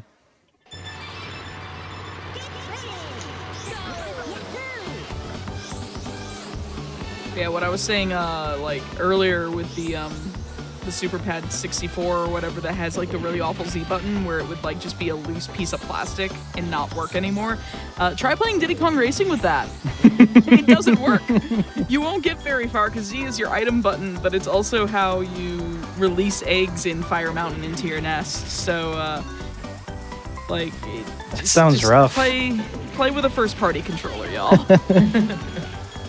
I think the only good, actually, I have a Retro Brawlers wireless controller. Those are pretty cool. Oh yeah, I have those too. And then the Hori controller, I think that's another really, really popular one. But most of the other third-party ones are not amazing. Yeah, there's also like the Tribute 64, which is supposed to be very similar to the Hori in form factor. Cool. I have one, but I haven't really used it a lot because I have like the Brawler 64 instead. So I can't really speak to its quality, but it could be something someone might be looking for. Yeah, the N64 controller is a special relic. It's a piece of work. Very strange beast.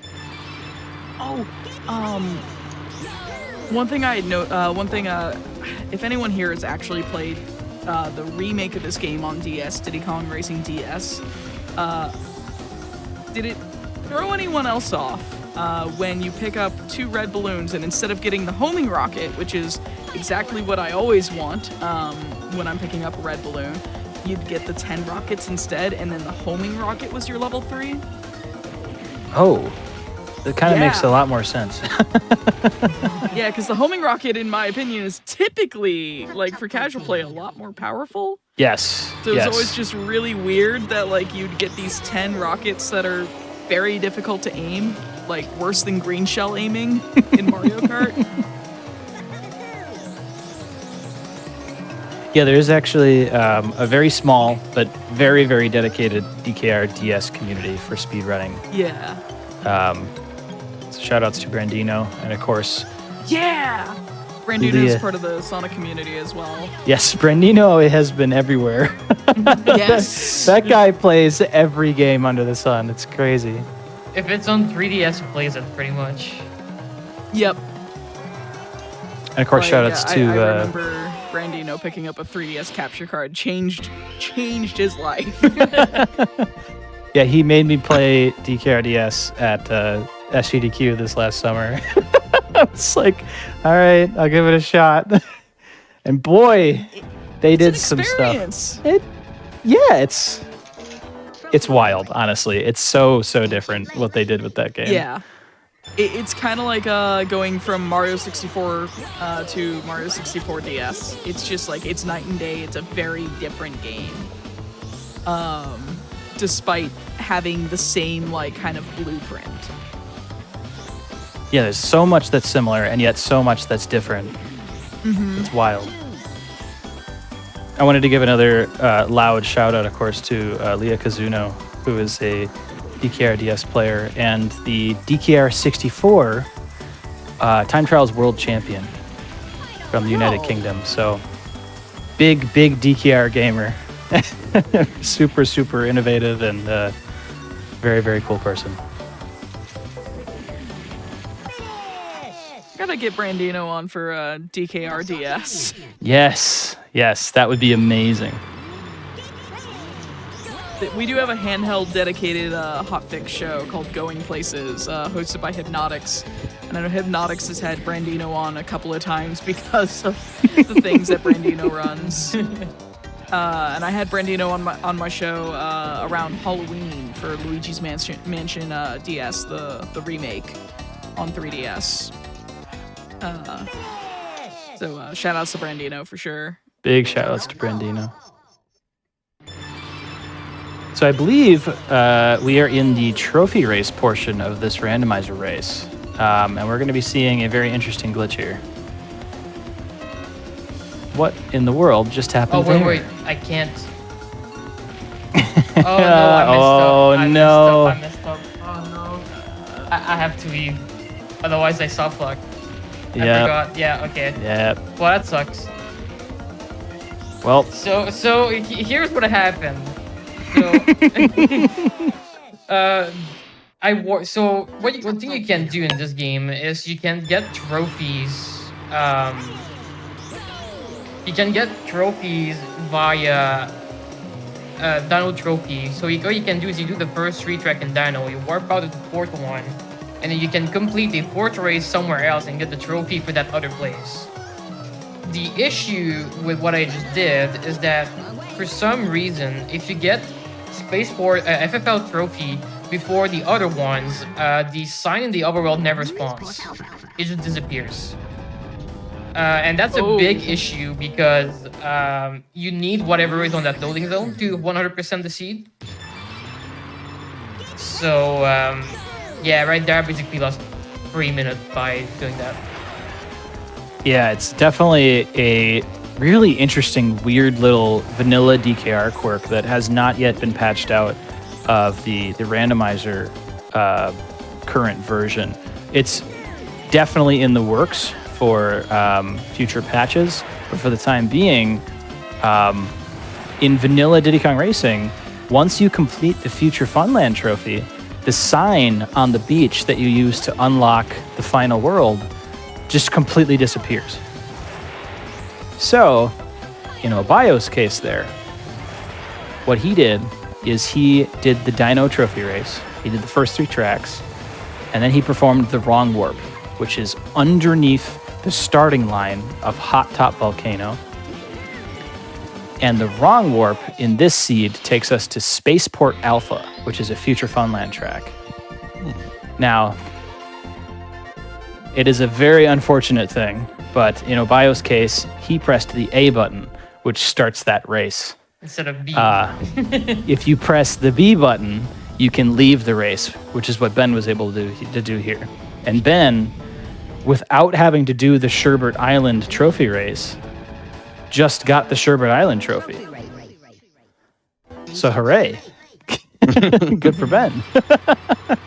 So it's an interesting little quirk.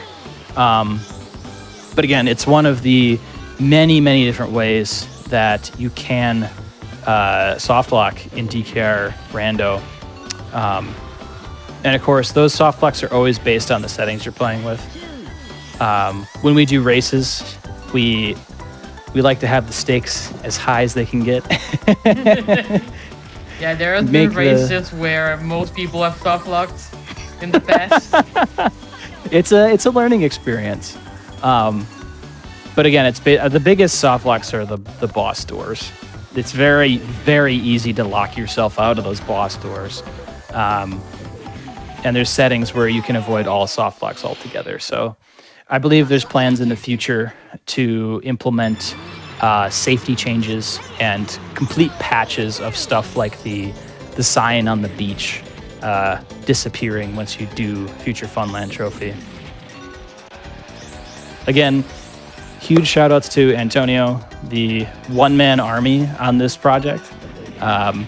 Seriously has done unbelievable things for DKR. There's a DKR decompilation project that has been very, very passionately worked on by a very small number of people, but it's not there yet. So all of the work that's on into Randomizer has been super.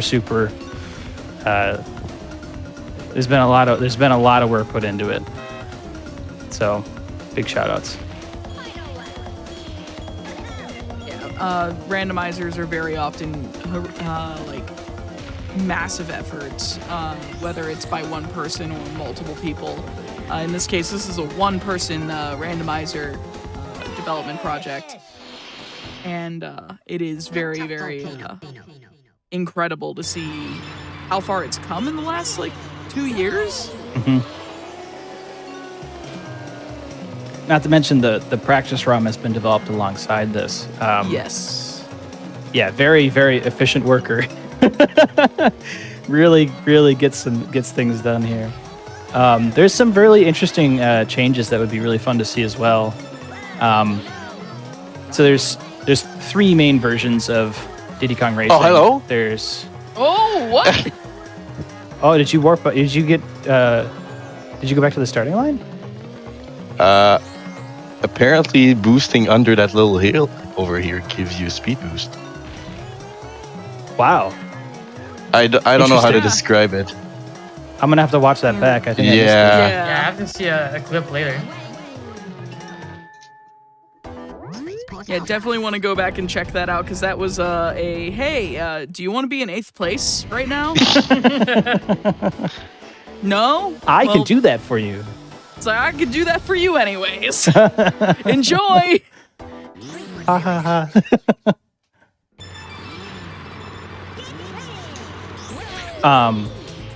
So yeah, there's the US 1.0 and 1.1 cartridges of Diddy Kong Racing, but then there's the Japanese Diddy Kong Racing, which is used pretty much unanimously for speedrunning this game. Very, very affordable game. Literally dirt cheap, like when it comes to trying to find an original cartridge. Very easy to find on eBay. So very accessible for speedrunners that want to use the most optimized version. The biggest thing with the Japanese version is Spaceport Alpha literally just has a missing texture on it. And you can just fly through it and go out of bounds. Very, very simple change there. But this, obviously, this is the English version of the game that we're racing today. So the Spaceport Alpha does not have that out of bounds yet, but I think there is plans to patch in the Japanese version so that Rando can be played with that out of bounds if you know how to do it, which is pretty cool. I saw the starting line with plane for OBO, and it just looked really goofy with the camera. Because it just plops you onto the starting line, and suddenly the camera's clipping through the water, and you're just pointing upwards at the sky, and it's like that's not where the track is. Yeah, the water map really don't like when you start in plane. Oh A yeah, bunch of goofy things. like this happening. one and a couple other tracks don't like it at all. Yeah, all the AI just fall through the water. There's I think it's a bubbler. When you start bubbler, there's like a little cutscene, and in the background you can see like the AI just like go all over the place. Because for some reason they spawn in that cutscene. I don't know exactly why, but it Yeah, the bubbler cutscene. yeah, happened only in plane for some reason.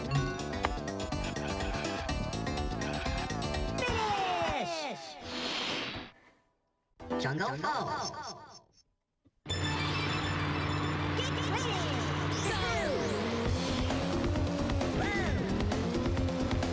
Apparently, the speed boost that happened in Hot Top Volcano to the bend was from momentarily flying over a ceiling. And had he gone too fast, the game might have crashed. Yes. Yes, it would have. That would have been Yeah. quite unfortunate. That would have been quite the equalizer for Obio's mistake. That would have been With the interesting. wrong warp. Yeah, that could have been very, very interesting. At this point, it's just GG. The character that they're playing as is TT. It is a secret character you get from beating all of the staff times in time trial mode. There's also the other secret character, Drumstick, which you get from running over a frog with like a rooster comb. I don't get it either. You run over that frog and he just flies out and suddenly you can play as Drumstick.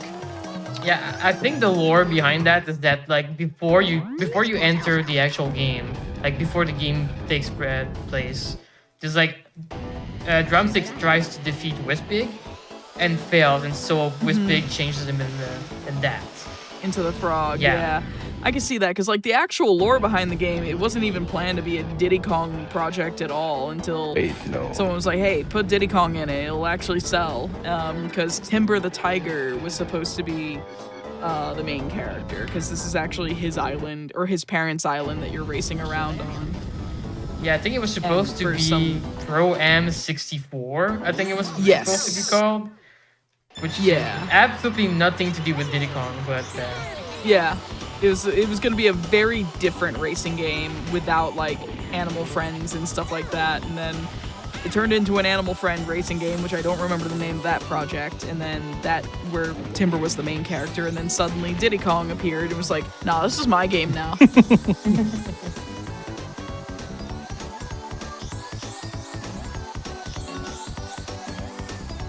Drumstick is Timber Island's guardian. Like, I'm sorry, but if Drumstick is your guardian, you need a new guardian. not wrong. Fun fact about Drumstick, he is actually the only other character that is used for speedrunning. On a few select time trials tracks, he is faster in plane than TT is. Interesting. So there's a handful of plane time trials that are done with Drumstick, which is interesting because Drumstick's handling is absolutely terrible. He turns really slowly, but it turns out that his barrel rolls are what are faster. So if there's tracks with like super long straightaways where you just keep making Drumstick super sick, he is faster. Yeah, his top speed barrels is a little bit faster. Dude, Wispy, he already beat you. This literally the only thing that's faster, I believe. Mm-hmm. Otherwise, TT is literally the fastest in anything else except acceleration. But you know, we don't really care about that when we're speedrunning, so. Yeah, and if we don't like consider TT like as a character, like Pipsy and Tip Top tend to be the two top that are used very often because I think Tip Top is slightly better in the hovercraft though over Pipsy. Am I remembering that? That like, might be the reverse? case. I know Yeah, some that might be folks have true. recommended Tip Top in hovercraft over Pipsy, but I'm just sitting here like, why would I go back to character select? I'm just gonna play as the mouse. Thank you. Cute little sailor mouse. No, she's just I used to incredibly play- slow, unfortunately, in the hover. But Yeah.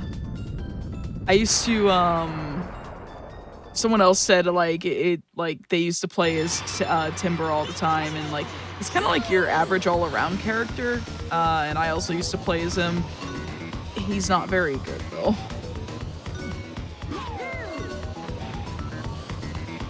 Like balance is not a thing in this video game, and I still want to see someone who doesn't have like speedrun knowledge. I still want to see another person attempt what in the world is the like what's the code for like the hard mode AI? Time to lose. Oh yeah, I still want to see someone else attempt Time to Lose Crunch Adventure 2. Yeah. Electric Boogaloo. That's like a method of torture. Yep.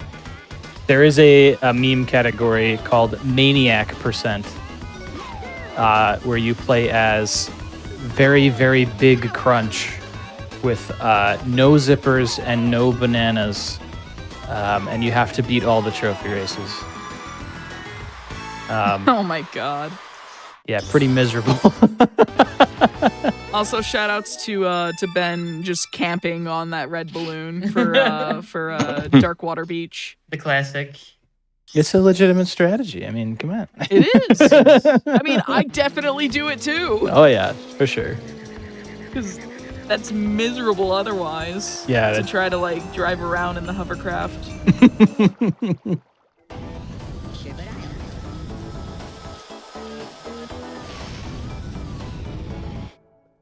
Final domain.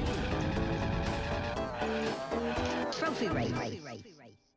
Ancient Lake. So the interesting thing with these trophy races, if you have a really good memory, you can decide whether or not to use this wrong warp glitch. naturally we are doing 1 to 3 laps. It's totally random how many laps you need to complete for a race. But let's say you need to do the Snowflake Mountain Trophy, the Snow World. And all 4 tracks in the Snow World just happen to be 1 lap. When you go to do that trophy race, they will all still be 1 laps. So, in that case, doing the real Snowflake Mountain Trophy would be faster than doing this wrong warp glitch that they're both performing right now. It's really hard to remember sometimes how many laps each track had, but there's been a select few races where I think I have saved some time just by trying to remember what is faster. There's times too where the Dino Domain Trophy will be all 3 laps, and it's like, is this even faster anymore? I don't even know if this is faster anymore, because just to get to the point where you can warp out and spend that trophy somewhere else, it's pretty hard to determine that on the fly. So the best rando players can kind of figure that stuff out as they are doing all this crazy other stuff. But again, we like to play with as much stuff going on as possible, because it makes for some chaotic races. Needs more Snowball Valley 1 lap. No. Please, no. If anybody wants to try Snowball Valley plain 1 lap, I have a seat for you. We have some really good Twitch clips of people finally beating the 1 lap coins in plane or whatever. It's always just this explosion, this huge pop off. It's like, I'm finally free. I get to do other stuff. So I was trapped in one lap jail. I'm free. I get to do best race again.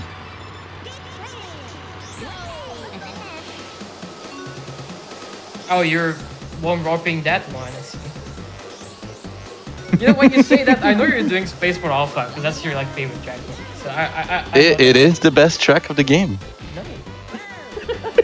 No, that's Haunted Woods. Get out. Yeah. I will say, as speedrunners, we are incredibly blessed with DKR because honestly, there really isn't any terrible tracks in this game. They're all either exceptional or they're pretty good. And all the music on them is good as well. There isn't a single. Well, actually, maybe the Snowball. As a non-speedrunner, I will say Boulder Canyon, but Yeah. Snowball Valley and Everfrost Peak share the same song, and that song haunts my dreams. It's the worst. In my opinion, it's the worst one in the game, and it truly drives me a little crazy. It doesn't help that both those tracks are also really hard, so it's almost kind of mocking me in a way. yeah. There's some music that is just so happy in this game that if you are struggling, it sounds like it's mocking you. Nope, wrong one. Lord Fluffy in chat just spelled it out perfectly. My experience with 1 lap completions is euphoria, followed by a realization that I have no idea where anything is anymore.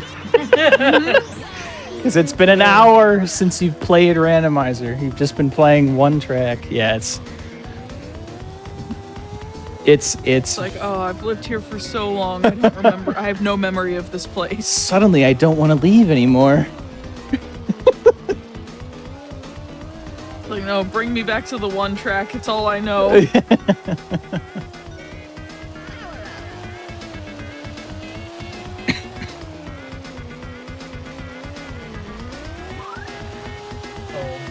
I'm missing one thing that I don't remember where it is. That's not good. I think I know what the thing is. Bubbler 2. Oh. I don't even remember what that is.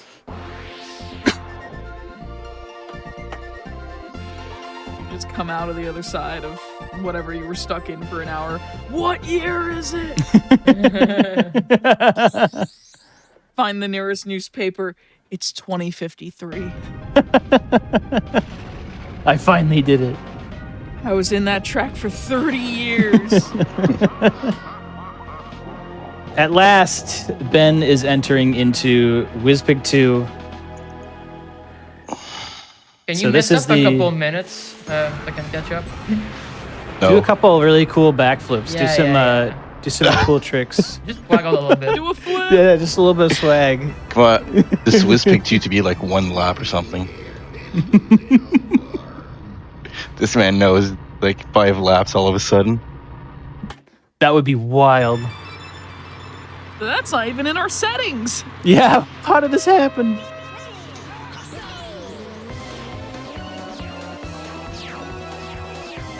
Oh, this is nice. Oh, this is extremely nice. Wow. So, Wow, just all the blues. Oh, this is not is- as nice as I thought. oh boy, oh boy. I was about to say, this is our last out of bounds of the game here. I want to Oh restart. no. I don't care. So about those mistakes, Obayo. I got good news. I'm about to run in bounds or something.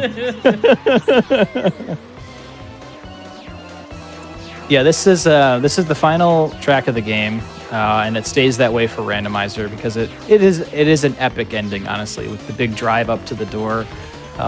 So it's pretty cool. It's a good way to finish off a Randomizer run. We can see we are out of bounds now. This is pretty nerve-wracking at the end of a long speed run, both in rando or in a traditional setting. Hundo is about an hour and 50 minutes long. So to have to hit that out of bounds clip at the very end. Oh, I would have And been do all this pissed tight if it was movement. Hondo. Also, time is when I finish. Time. Time. Hot top volcano. Big GG's. A beautiful sub 2. No, no. Dollar Ben. All right, now Very where? solid. Where's Where's Bubbler Bubbler 2? There he goes.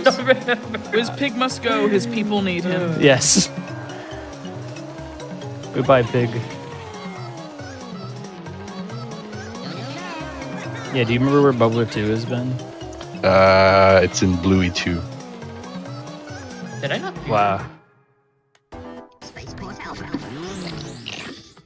Oh, maybe I never went back. Oh yeah, you know what? I've never went back to Snowflake Mountain, I think, after completing. That'll do it then. But didn't you get the trophy? Oh, or does it trigger a cutscene? I mean, I got the trophy, but I don't know. I don't remember. I'm gonna go check. Yeah, definitely go check. So yeah, 1:57.42 is Ben's final time. Not Very, very solid run. These are the settings that we typically use for our randomizer races that the community does together, just for fun. So a sub 2 time is super, super solid. That's what we usually look for in a solid race. So Especially Big with that GGs to Snowball Ben. Valley. yes, especially with that Snowball Valley, which I think was probably a good 5 minutes or so of resets. So Yeah, it was quite the one lap.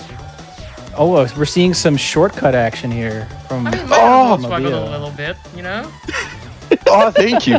Just We got to see Tricky and his family, you know, before Tricky gets whisked off and reused in Star Fox Adventures. That's right. Yes. Yeah, he suddenly is much younger in Star Fox Adventures. Tricky has been in more games It puts than me TT right the here. Clock. Oh, I have to back out. Oh boy. Uh-oh. So this is the funny thing. I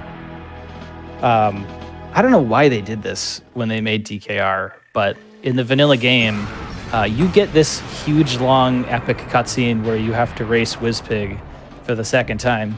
To 100% the game, you still need to leave and go to the Future Funland trophy in the vanilla game.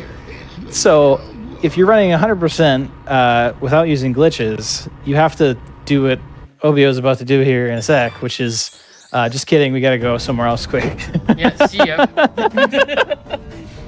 So when we were adding the glitchless any percent to the board, we decided to make it any percent because then we could just allow that cutscene to be super fun and epic as the end of the run instead of just, hold on a second, buddy, I got to go do something else really quick. No, I've done it. Wait, did I? Did you You do- can talk No, to that- TT and he'll no, help. that's Bluey 2 that I'm missing, not Bubbler 2. Oh, I get that mixed up all the time. Oh, my bad. Let's just double check the loading zones. Yeah, that'll be Bubbler 2 for you. I don't even remember what that is. Like I feel But like Blue, do you want to know where Blue 2 is? I mean, for the sake of finishing not too long after you, I guess. It's in Smoky Castle. Did I not? Wow. I thought I That makes did. sense. That makes a lot of sense. I Because it's out of can't your believe that. way. Yeah, it's kind of out of the way. always over here. No, but I went down there. I'm pretty sure. Or did I? Again, you Yeah, can yeah, talk yeah. to TT and he'll tell you what you're missing.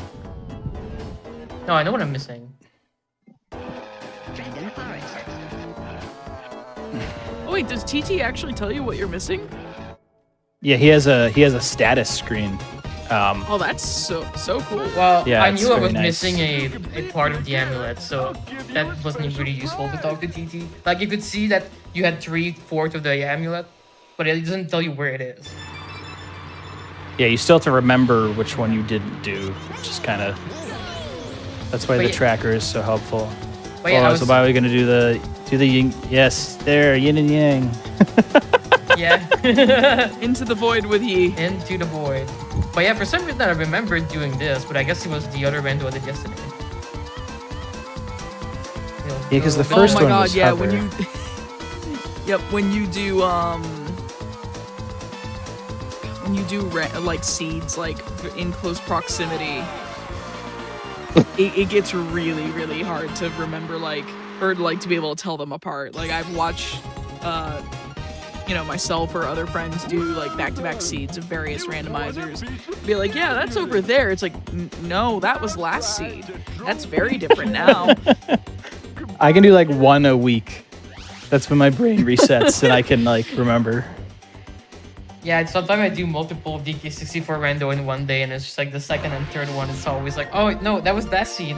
No. I'm sorry, DK64 rando. Yeah. Yeah, talk Something about I do chaos. What? How, right? Why? Right? Why would you put your brain in a blender like that? I've been asking him that question for months. He refuses to answer. I mean, I used to speedrun DK64, so rando just makes sense, right? might not as well suffer a little Oh, more. fair. Like, shout outs Yeah. to the update to the rando that put in one-winged Kong. Oh yeah, that's the best one for sure. Future Funland. That it really is. I think my last 2 or 3 randos, I randomized that song, and it's always super nice to, get in the room or something on an area, and it just starts playing randomly. It's always Very the best feeling. unfitting music. I I played that in the car for my partner who has zero context on DK64 or Final Fantasy VII. And he just knows what One Winged Angel sounds like. And he knows the DK rap.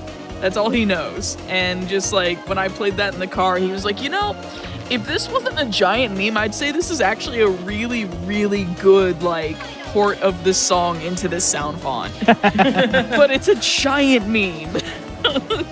Our producer here at on Passion Project, Richard, really, really likes One Winged Kong. Also, we have time coming up here very shortly. Yep. Yes. And Time. GG. Good stuff. big GGs. Very bad. solid race. I appreciate you guys embracing and conquering the one-lap coins. I was a little worried about it, but I knew you could do it. So way to go. Do y'all have any shout-outs before we start wrapping up? Absolutely. A one more enormous shout out to Antonio for making Rando possible. This is such a wonderful gift to the community. Infinitely replayable, customizable. Thank you again so much, Antonio. And of course, to the rest of the Rando racers who have helped us develop new strats during our weekly races. Tarzan, Morks, Mr. Ponytail, Azalea, everybody, thank you guys so much for playing on a weekly basis. It's been awesome. And where can they find you? Because you've done fantastic commentary. Like, where can they find you? So I'm mostly just on Twitch now. I do have a Twitter account, but I have stepped away from social media. So if you want to reach out to me, I do stream pretty regularly, and I have a Discord as well. So you can find that on my Sweener Dog Twitch channel. Is that Sweener Dog no underscore or anything like that? Sweener Dog underscore, because Sweener Dog was taken. So. And also, you can check out our two racers if y'all want to just plug your where you live on the corner of the internet. Well, basically this username, but on Twitch, I guess. Yeah, go follow Ben. Yeah, he's master at Diddy Kong Racing and Mario Party 3. Oh my Do goodness. you still have a world record in Mario Party 3? I think you do, right? I do. Yeah, he's a master at Mario Party 3, so if you like the randomness, you should go check out Ben. And you can follow me at OBO on Twitch. I'm still gonna do another one after this, but yeah, I mostly do stuff like this and DK64 and other racing games. All right. Well, thank all three of you for being here and for doing this rando race. I was really excited to have y'all on.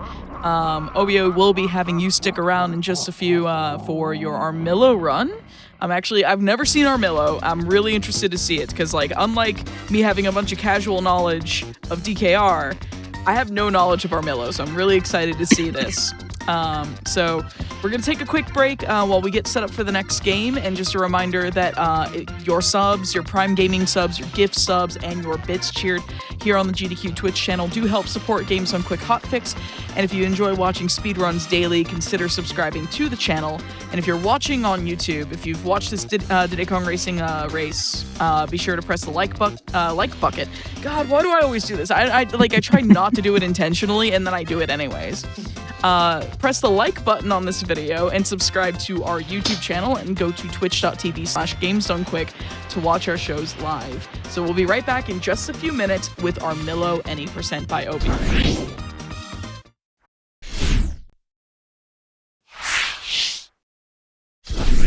Hello everyone, welcome back to episode 18 of Passion Project. My name is Amber Cyper and I am your host. I am joined by one of our previous runners from that Diddy Kong Racing randomizer race. We're joined by OBO one more time for an Armillo run. Now, I've never seen Armillo. I didn't know it was on Wii U. So I'm actually really interested to see this this run because, it's a new game for me. So I'm going to buckle up and hand it over to OBO. Take it away, and let's get this show on the road. Yeah, it's. I'm not surprised you don't know what this game is. It was an Wii U eShop exclusive for a long time. So and who checks the Wii U eShop, right? So now it is actually on Steam since 2020, I believe. Ooh. Yeah, so if people want to pick up, I would definitely say pick up the Steam version. It is actually probably faster to run on Steam, but my PS5 controller doesn't like the game for some reason, so I'm gonna be running on Wii U today. But yeah, so this is a little, you're gonna see 3D/2D platformer/puzzle game. It's pretty chill run. So yeah, let's get into it, I guess. All right, feel free to count us down. Yep, so yeah. I'm gonna start on 3, 2, 1, go.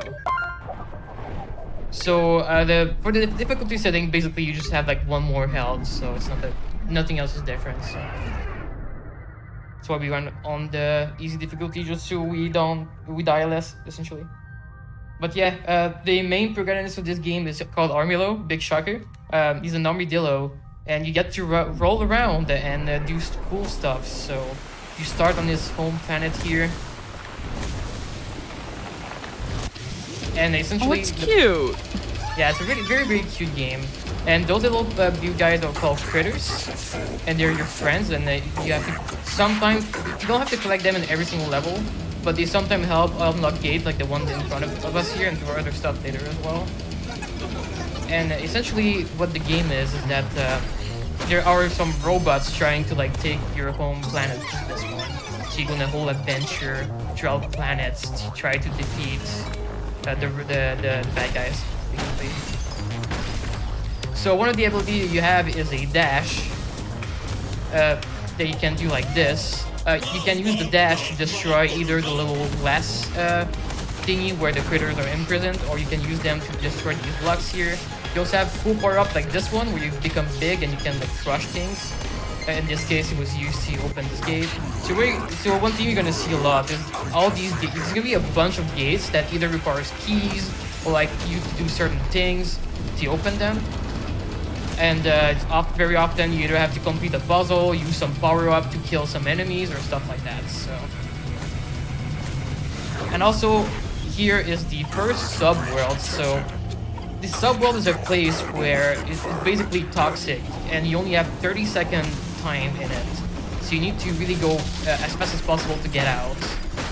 In the later one, there's gonna be like some timer that you can pick up to reset it. But in the earlier one, usually you only have 30 seconds, but they're pretty short. Also, here's our friend, which I believe is called Bonobo, where we have to rescue.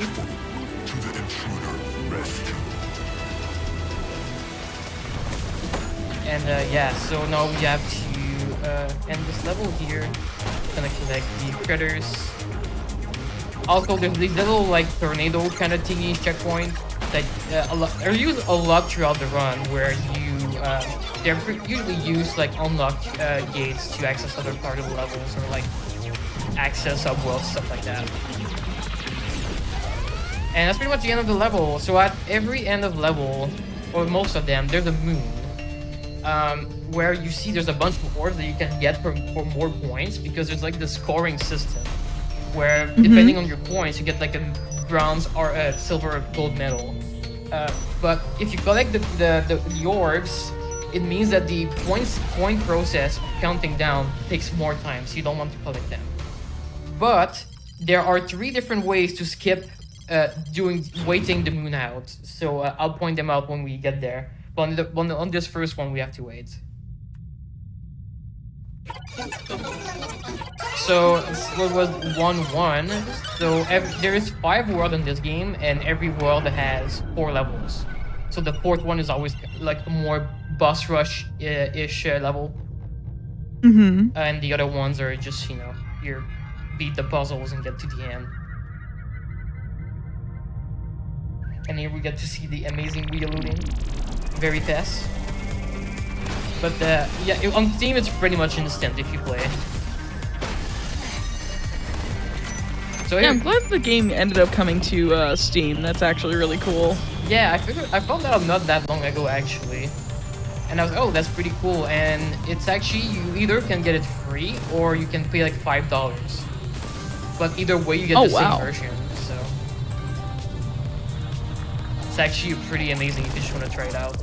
Then you can pay if you want to support the dev, because this is an indie game. So personally, I've bought it twice because my first Wii U fried, so I had to buy a second Wii U back in the day and buy it again. Gotta love double dipping and eventually, like, possibly triple dipping in the future. Yep. Alright, so pretty fast world there. The cannon that you saw, like the red thing that they shoot is like a slow motion kind of thing. So if it hits you, you go way slower.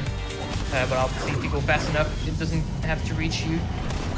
Alright, so now gonna be the first little skip here. So normally to reach the end, you're supposed to follow the path in a very specific path. Otherwise the block disappear. But you can just jump over the gap and reach the end. So you don't have to do the whole thing. Alright, so now we can use the little jump here to get the key. So this robot here, we see him a lot throughout the run. So there's a lot of times where we're gonna have to like either avoid his attack or attack him like we just did to either get keys or unlock the paths or stuff like that. So we're gonna be seeing a lot of different fights with this robot. Also, what we're getting now is a capsule. So this actually unlocks a 2D level, which is gonna be very useful later, and I'll explain why when we get there. But 2D levels are essential for this game, this speedrun. Alright, so on this one, if I do it correctly, you can actually finish the moon early if you collect all the orbs.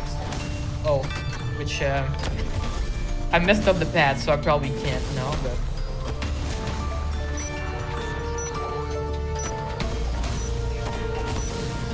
Oh, maybe. Oh, I was few away or something. But yeah, if you don't mess up the path there, it's pretty tight. I think you can save like 2 seconds if you did properly. But yeah, so it's one of the ways to finish early is to just, if you get all the orb on the bonus moon, then you don't have to wait all the timer. But that one is pretty tight.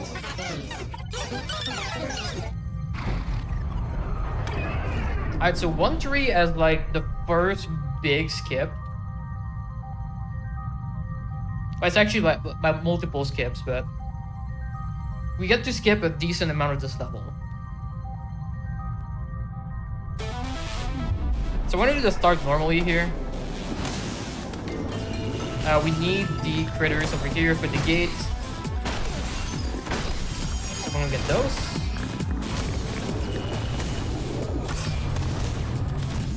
In here, I'm gonna set up for a jump while this block moves away. Could jump over here. That skips a massive section. Then I can come here, get some more critters that I need. Then we can, if I jump against this railing here, I can just spawn here and skip the entire puzzle. So I basically skipped, I would say, like 60% of the level. Just multiple puzzles and stuff. And we're basically at the end. As you see, there's the green light, which is always the end of the level. So I basically skipped all the way to the end. And now this is one of those interactions with the robot where we just gonna have to survive and then eventually we'll get the key.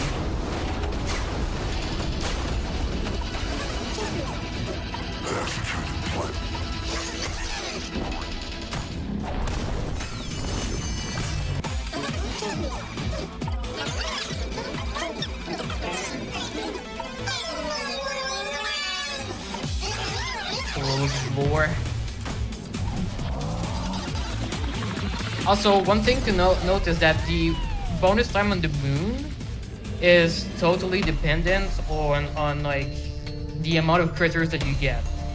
So the more critters you have, the more you have to wait. For instance, this one, it's impossible to get all of the little orbs within the timer, so it's just better to wait.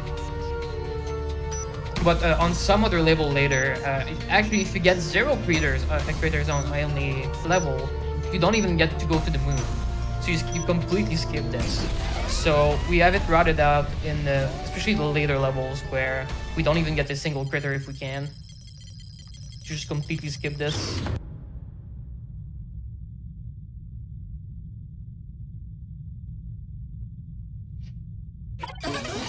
Alright, so now we're gonna have to do our first 2D levels. So to access the level 4 of each world, you need to have beaten a certain amount of 2D level, which gives you it gives you basically like spheres, I think they're called, when you beat it, and then you need a certain amount to unlock the level 4s.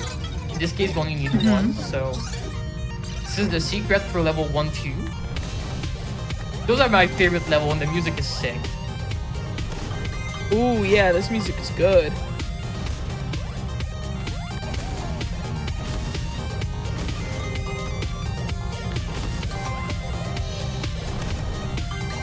So they're pretty simple. Well, this one is simple. Just get to the end. Some of them have gimmicks later. Mm-hmm.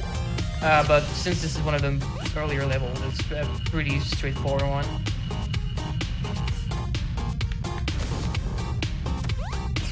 I saw the text box right before you started this level. It's like, what do you mean the world is flat? You gotta stop with your ancient way of thinking. And I'm just like, wow, I'm being called out. Yeah, the game has a really nice lore and just little things like that, which are pretty fun.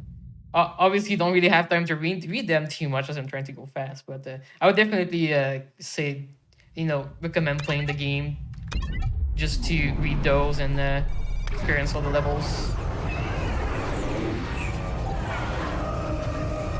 Alright, so now we get to unlock one core, which is now gonna be well, it's not like a one boss fight, right? So there's gonna be multiple instances of us going against the robot here. It's like a bunch of mini fights. So we just have to get to the end.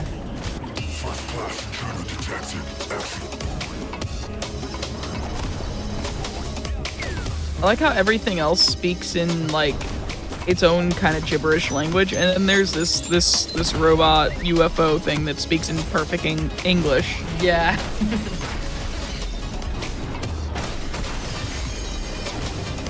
It's I guess maybe they're like the only human or something. I'm not sure. Or like made by humans. I'm not exactly sure where those robots are coming from lore-wise. All I know is that they're the bad guys. Oh, I missed. Yeah. Oh. Sometimes he moves out of the way. You can dash in the air and like try to recover, but he was just going too far.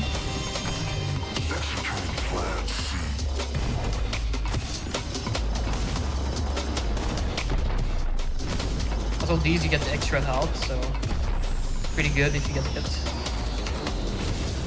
Okay, so now we introduce the critter cannons. So. On the Wii U, because you have two sticks. Oh, well, don't do that. But when you have two sticks, so you move with the left stick, but you actually can't control where you shoot with the right stick. So I can do both completely independently. So I can like shoot in any direction I want. Yeah, it becomes a twin stick shooter for a moment. Yep. And the more critter you have, I think up to 3 or 4.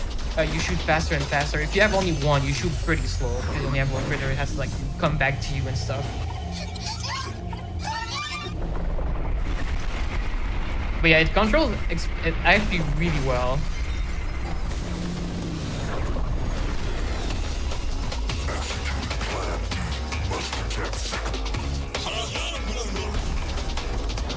Alright, so this is another one of those. You gotta try to not get hit, and this one. It's pretty funny. So he only shoots 2 fireballs, but for some reason he shoots like. I guess they wanted to make it so that try to get you when you move, right? So it shoots like one to your left and one to your right, but you can kind of just like not move and stay there and just like chill and not have to worry about it. Obviously, now that there's more, then you actually have to move.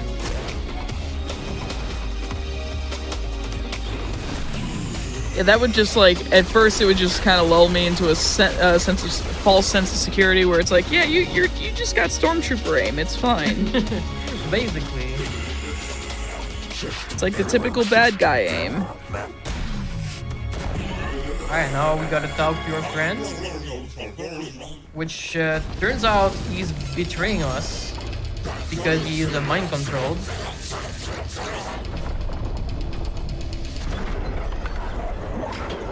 I've changed my allegiance to the dark bots. All right, cool. That's great. Classic. So now we gotta go to World 2 and try to find him again.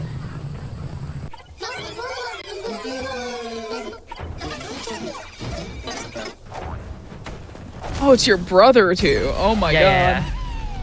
It's like, surprise, it's your brother and he's turned evil. That's World 1. So obviously it gets. I mean, I would say World 2 is still fairly easy. For me personally, speedrun wise, I think World 3 is really where it starts ramping up, where it's like really easy to actually die. Casually, if you take your time, it's not too bad. When you get after speedrun, there's so many things that can just get to you when you try to go fast. Well, World 2 is a lot of boosters. Like, you're gonna see this level specifically. You see this little boost in the ground. There's a lot of this on this level. Which is pretty satisfying because you go really fast, but it's also not the hardest thing to do. Kind of reminds me. This game kind of reminds me of like Hack and Roll Remix on the Wii, almost. Can't say I've heard of that game, but Like, it's a Pac-Man game where Pac-Man's just in a ball form and the only way he can move through the stage is through rolling around. The other thing I could think of is like in Crash Bandicoot, The Wrath of Cortex, just the stages where Crash is stuck in a hamster ball and has to roll around in those. Like, it reminds me a lot of that presentation. yeah, it's very similar. Like, this is just all about rolling around and then getting power up and, you know, finding keys, doing puzzles, stuff like that. Yeah. And then we get to skip some sections sometimes. It's actually like there's a lot of levels which is just like unbreakable, it feels like. You know, it's so like linear in some of them, but some other like, you know, 1-3 where it's more like open platforms. You just get to like jump to other platforms you're not supposed to. So you get to break the game a little bit. So you're gonna see sometimes those little tornado checkpointing. They do sometimes require a very specific order. Oh, I missed a skip. So there's a skip here. I'm gonna try one more time. Where you can kind of just do that. There you go. You can skip waiting the platforms into 2 seconds. And now we get to do a puzzle. So obviously I have it memorized, but normally it can be quite confusing at first. Because if you don't go the correct way, then you end up on a dead end that sends you off the level, and then you take 1 damage. You have to try again. Alright, so here we're gonna wait for the big worm. You can use this dynamite power up here to damage the worm, and we actually get a capsule out of it for a 2D level. It's gonna be very useful later. Alright, and if I did it properly, yeah, so I have 0 critters here, so you're gonna see I'm just completely gonna skip the moon, so I don't have to wait the timer out.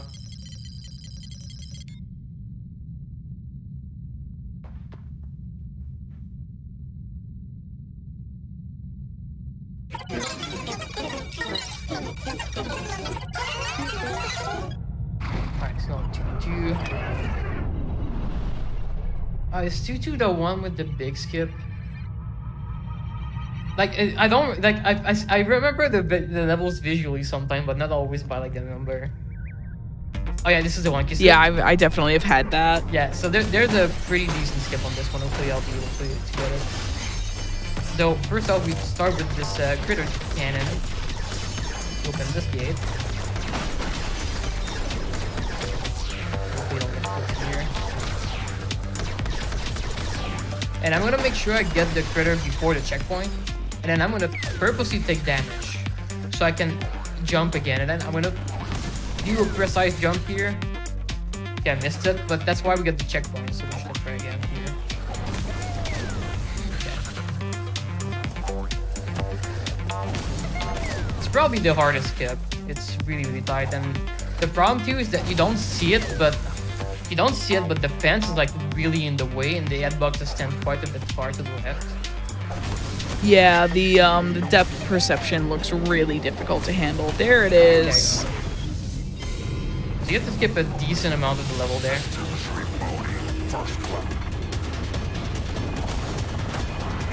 Thankfully, if you game over there, you just have to restart the level from the start. Like, you don't have to redo the entire world, so...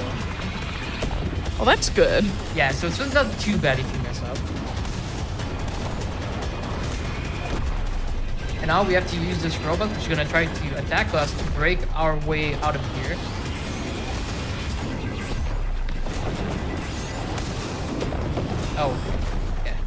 So one thing you can do with those explosive barrels, so you can boost into them to destroy them, and then if you jump away, you don't take damage.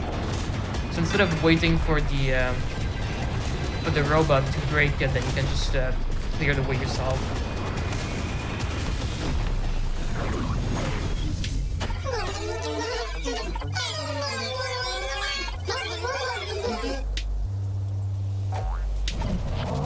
Alright, so that we are the end. This one, I think. Yeah, okay, so this is another way you can skip the level.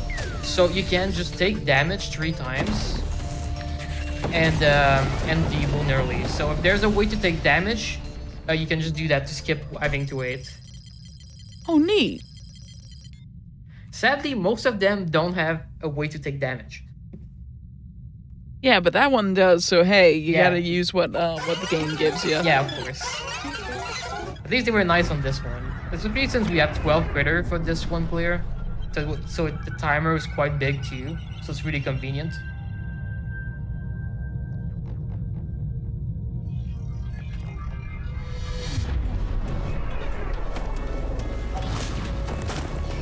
Alright, so this is I think one of the longest level. No, never mind.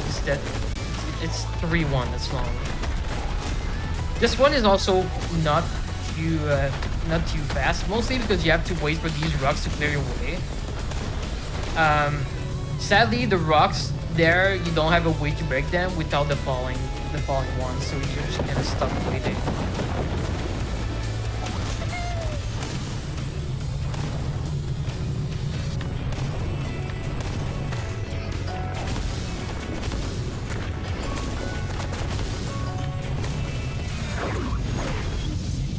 Alright, here. A little sub where we just have to make sure you don't get any of the exploding barrel.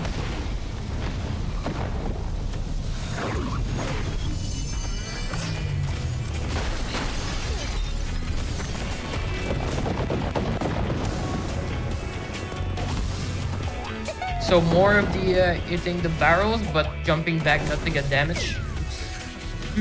Except try not to fall when trying to avoid the explosion. Oh my god. Something Armillo just does not want to jump.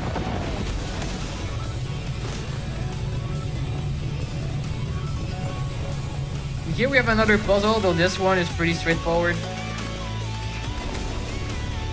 And for this one, so you have to activate these checkpoints in a specific pattern, which you normally have to go in the subworld to see the pattern. But you can just memorize it and you know, stay in the overworld. Yeah, imagine if they made it randomized every time. That would be awful. I also this part. Yeah, lots of falling rocks and enemies in the way. Hopefully I don't have to die again. Oh my god. Okay. So normally there you can like just skip around the explosion and bypass them, but I just about didn't jump enough to the right, so had to fall. Alright, and this is one of the moves where you can finish early as well. There's a very convenient spike here. You can just like keep running into it and then finish the moon early. You can also do it with the big roller rolling around, but the problem is that when he rolls over you, you spawn back to the start of the moon. Then you have to go out again and then wait for the roller to go around the moon to hit you again, and it's pretty slow.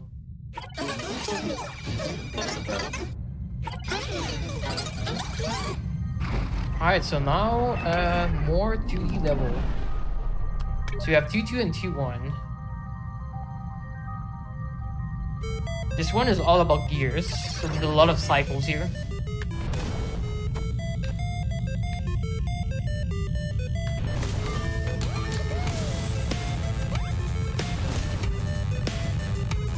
Oh, still in there. Okay. I thought it was gonna slide down for a second.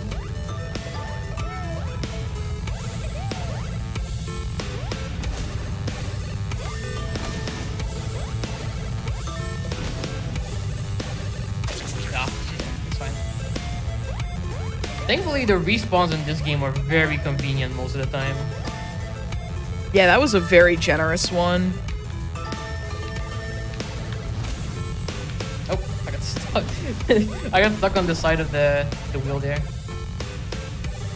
Oh no. Yeah, this one's a little less convenient. Okay, perfect. I just have to ride it all the way up here. The last section.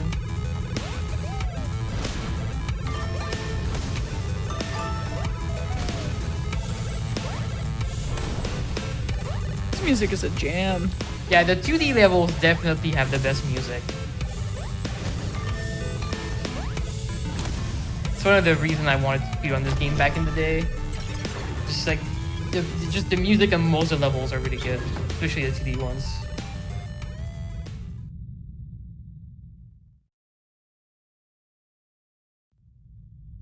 Alright, now 2-1.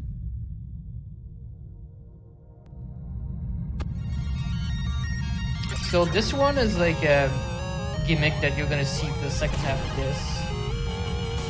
First one is just more platforming. Oh, come on, Armillo. Get up there. And in 2D level, when you hit the zipper, you kind of just like get sent into a direction.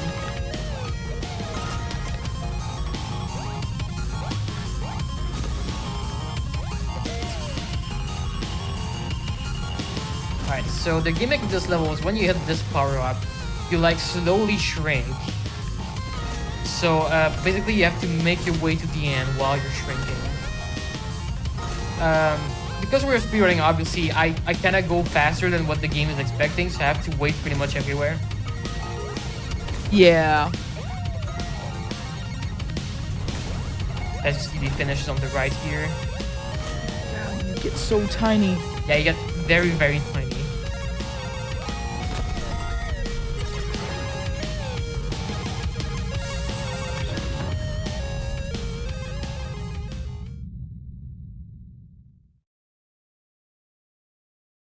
Alright, that's pretty much it for the easy 2D levels. The ones in the World 3 really ramp up quite a bit.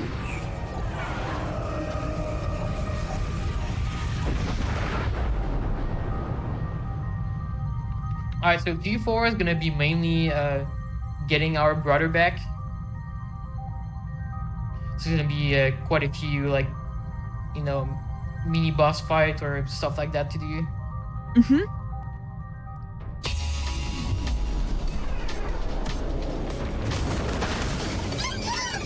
I'm gonna go between hot and cold.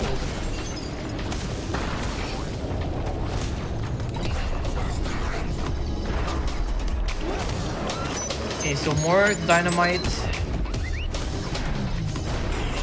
Oh, I somehow got hit when he went down in the ground. Okay. Interesting.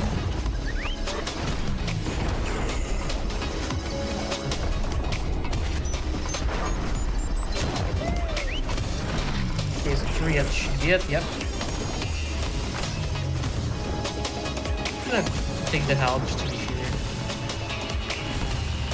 So here, I don't know if this is the first time we see a laser, but lasers are like usually if you're within their range, they'll like try to hit you, and so usually you have to like spin around to avoid them.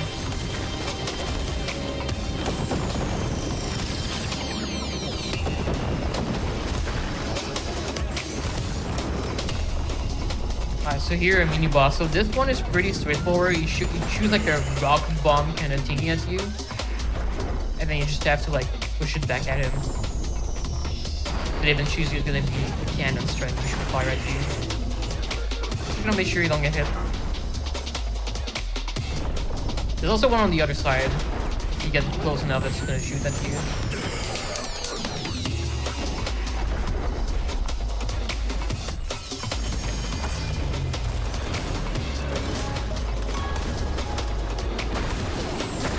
Come on. Alright, so here, because we only have one critter, I want to destroy this first, so I have more critters to attack the boss. So you see, this is kind of like the same laser mechanic, except it's on the actual boss. So what I can do is just turn around with the left stick and then shoot with the right stick and make sure that I'm always angling the gun towards the boss. Those lasers follow so closely to you. Yeah. Can't really stop. Oh. God, I don't know if it was the laser or the fire that got me. I think that might have been the fire. Yeah, sometimes you get so like tunnel vision on just doing the boss and you forget there's like fire, fire coming from the cannon. But yeah, so now we're gonna try to save our brother, but Armillo gets captured instead. So we're gonna be playing as the brother for like a little bit.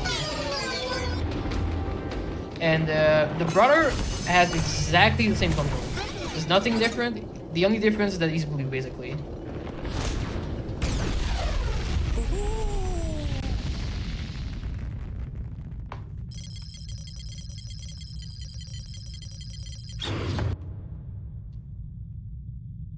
All right, so 3-1. 3-1 is extremely long. There's a lot. It's a bunch of like cold to hot cycles, which I don't know how to explain other than that. Though I guess we'll see pretty soon. But it's very, very long. We have to get the most critters of any level. We're getting 25 critters in this level for the capsule. There's a lot of puzzling and just back and forth here. So as you see, there's like these fire pillars, right? And when you hit these towers, the fire will go away, and we will be now in winter, and there's gonna be towers of ice, a block of ice appearing that will block your way instead of fire in other spots. And then if you hit the tower again, it will go back to melting the ice, and then fire pillars will appear. So it's just like a bunch of back and forth like this, and you have to basically figure your way through the level. Like, how do I get to the next tower to change the weather again, and then what does it unlock next? So there's a lot of back and forth with this mechanic. Like as you see here, there's like a huge wall of ice, which we need to remove, because that's where we need to go. So. Yeah, the planet heating up and freezing over in real time is like actually really cool. Yeah, so this path was blocked essentially before I hit the tower, so now it is unlocked. And now, as you see, there's flames, but we can hit the tower, and it's just like a bunch of this throughout the entire level. You can go before the flames are completely out, as you saw. Like when they're, mostly extinguished, there's no more hitbox, so we can just go. As far as the ice blocks, you have to wait for them to be completely gone. There's like a hitbox that stays for the entire time. It's not that we have to ski, we have to basically run all the way back to the start.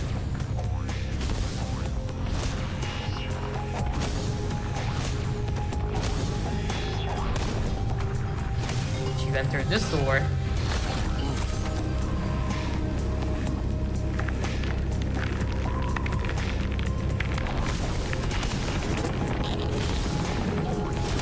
And now we have a gate that's like right in front of me. It needs to kill 7 of these little spiky guys. I want to kill 3 now and kill the other 4 later. But for now we need to go in here because we need to go collect some critters. Ooh, okay. For some reason I could not come there. So we need to go this way to then hit this, and then the next subworld we have the critters.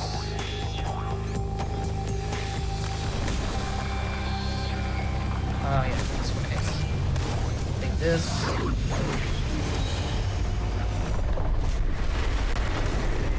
Oh, I just completely jumped into the worm. Don't do that. Sometimes it's easy to forget the worm actually has a hitbox.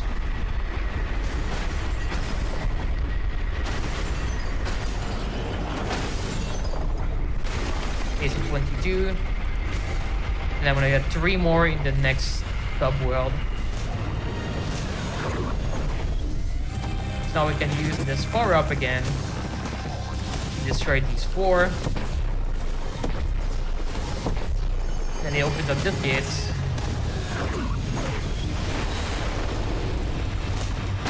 And if we get 25 critters, then we have this gate, which opens up the dynamite, and then we're gonna be able to kill the worm. And then the worm, like the some of the previous level, has the capsule here. So basically, all of that was just for this. And then, yeah, now it's the end of the level. And it's gonna be pretty worth it because there's a mechanic. So if you've noticed so far that we haven't collected any capsule on any of the 4th level, because there isn't any. The way you unlock them is by getting the ones of the first 3 levels. So in this instance, I'm gonna get 3-1, 3-2, and 3-3. And once I complete all 3 of them, I'll have access to 3-4. So we basically get the free 2D level. So even though that was like a little out of the way to go get this one here, it's very much worth it. Oh, absolutely. I can imagine. Alright, so 3-2, I believe, is the one with a bunch of ice puzzle. If you just load it, I will be able to see. Yeah, okay. So there's gonna be a bunch of like little puzzle where we have to like push blocks on ice. It will make sense when you see them. See the classic like you push something on ice and then it only goes in one direction kind of thing. Oh, yep. The sliding ice puzzles. Yeah.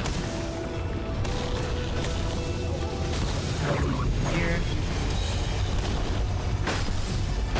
So I'm gonna make sure I get these critters because I need the capsule here.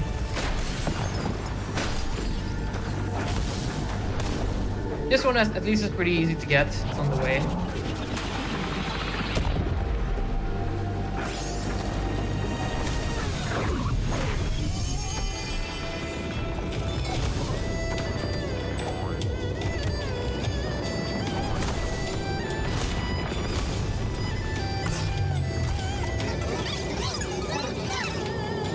So this surface, as you can probably tell, it's ice, and when you're on it and you boost, you go in the direction that you boost, and then you can like bounce off walls and then go in the other direction. So it's kind of tricky to maneuver because you can't really just like walk normally. So once you're like going in the direction, you're committed into that direction until you can boost again. So you have to be careful about what you're doing.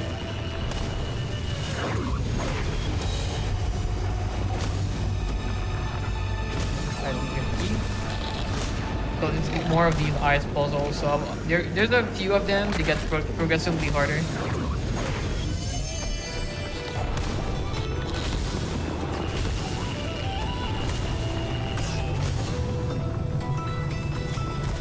And for this one, you can just skip it to this.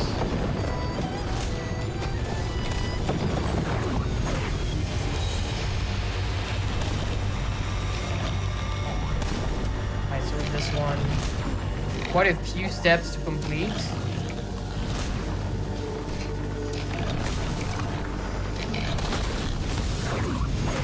And you also have to do it kind of fast because, you know, remember you were in the subworld, so there's like the whole timer thing. So you can't just like take your time even casually.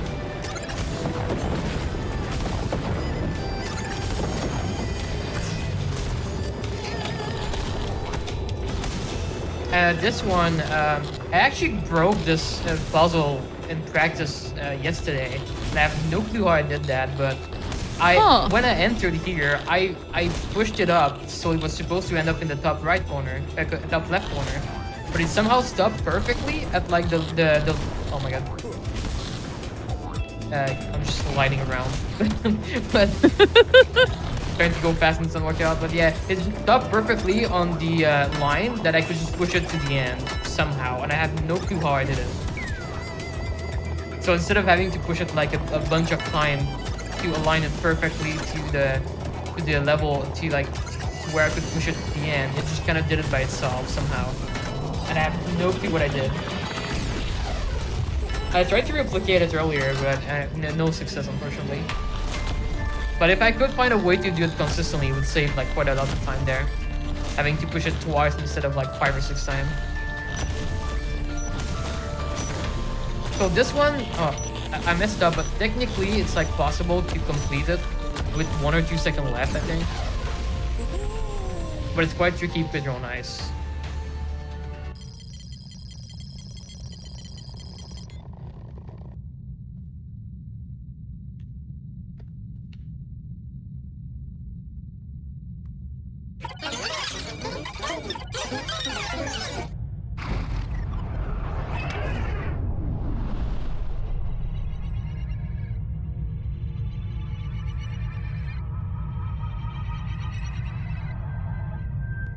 Yeah, I'm not sure what the music is doing. Someone is like asking like what style of music was the previous level supposed to be, and I'll be frank, I couldn't really tell. Yeah, I'm not sure either. It definitely had a Eastern inspired tone to it. It sounded like, but I'm not sure. There's a great variety of music in this. Also, here you can do little skips. Normally you're supposed to ride a platform here. But if you jump on the platform that has the cannon on it, you can skip all of it. Hopefully I don't get trolled here. I'm trolled. Come on. So, these rock can deactivate the checkpoint. Oh. Okay, finally. So if you go really fast, sometimes you can just get all the checkpoints and you won't be bothered. But sometimes it just takes one sometime, and then you just like start chasing around, and then they trigger another one, and then you have to go back.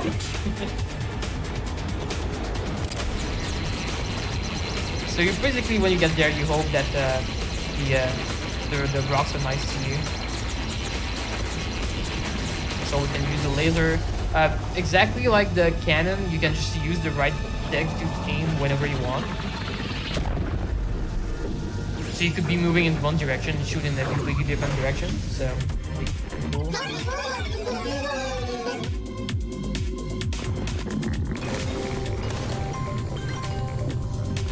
Okay, here this is like pretty much the only place you see this in the game. It's a little level where you have to press switches to get to the other side. Just align the middle piece. Oh, barely squeeze in there.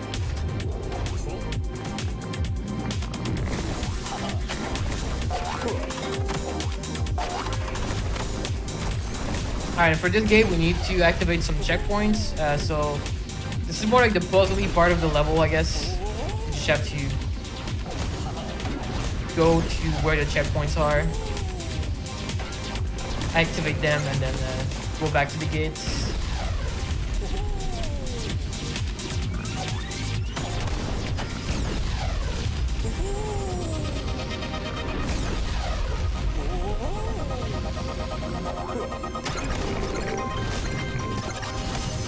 Oh, somehow bypass the purple thing there, but that's fine. We still have some health. It would be bad if I died, though, because I would have to redo all these checkpoints. But Yeah, this is a pretty long stage. there's a checkpoint here, so we're fine. We're at the end.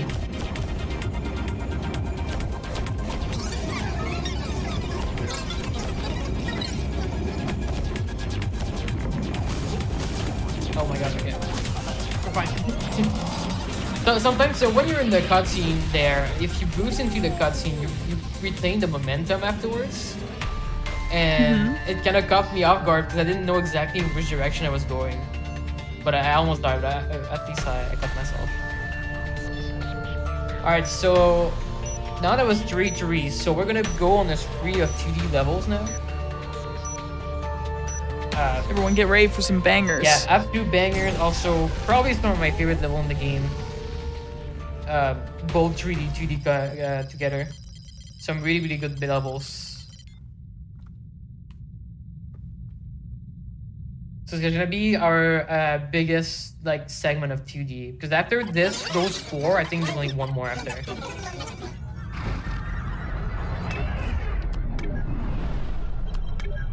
So yeah, let's go.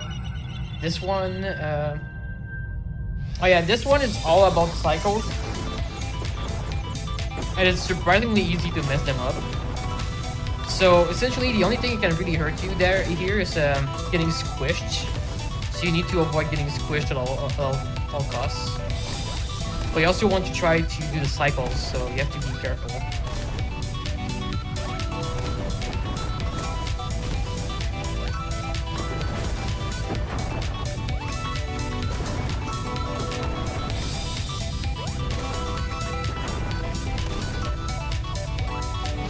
Oh, This one's really. should have gonna die. Oh no, I didn't.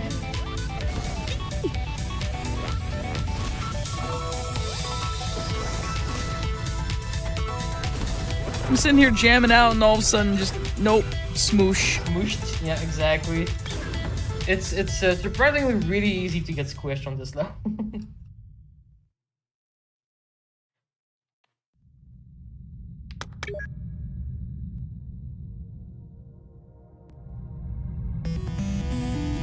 Alright, so this one, I guess it's kind of similar to the one we did earlier where we shrinked, except we both shrink and get bigger depending on which of the bar of we're getting here. So.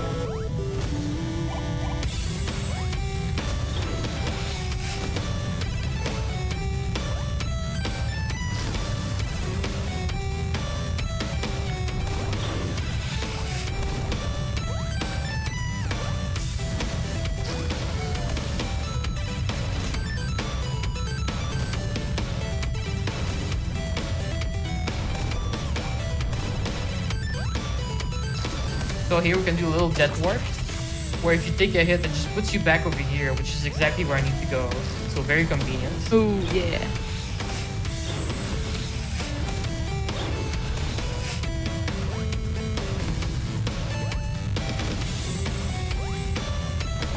Oh, okay. Careful. There's cycles here. Just make sure you don't get hits.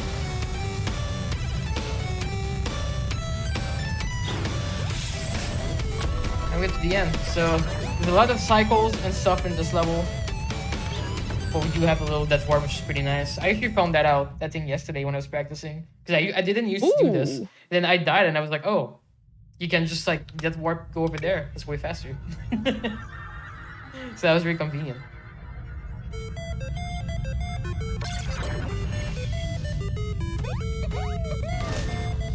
Alright, so there's a lot of blocks like this you can push to do stuff. But the real bug of this level is this getting up here. You need to like a very specific jump, which it's not getting to me right now.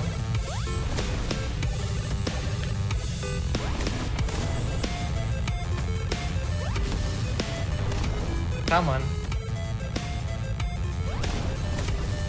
For some reason, like sometimes you just get way more height than others. Like this, but didn't quite reach. Because otherwise you have to push the block. Yeah, those and it's physics slow. aren't making sense. Yeah, it's really weird.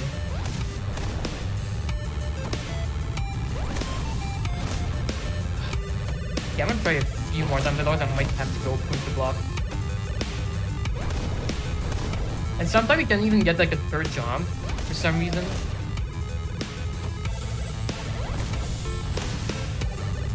It's really not giving it to me. There we go. Just randomly way higher. I'm not exactly sure what does it. I tried to understand it and I just couldn't.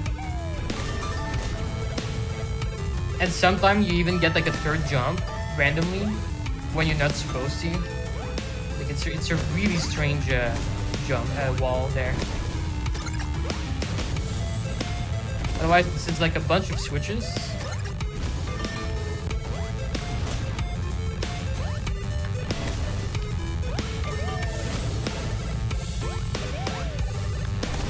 There's also blocks you can use, but we can bypass pretty much all of them.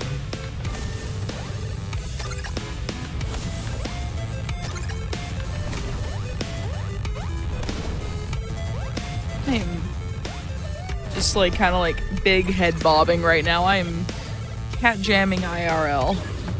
Yeah, this one is definitely a bop. It's probably my favorite song in the game. It really does fit the 2D atmosphere. Oh, absolutely. This one is also really good.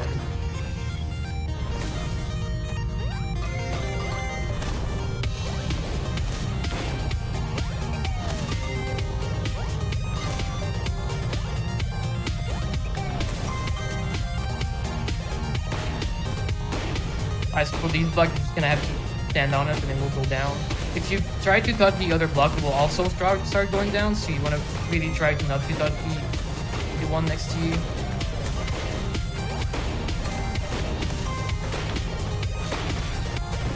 Okay. Having 1 health here is kind of scary. Hopefully I don't die. There's a lot more stuff to dodge here. I'm gonna see.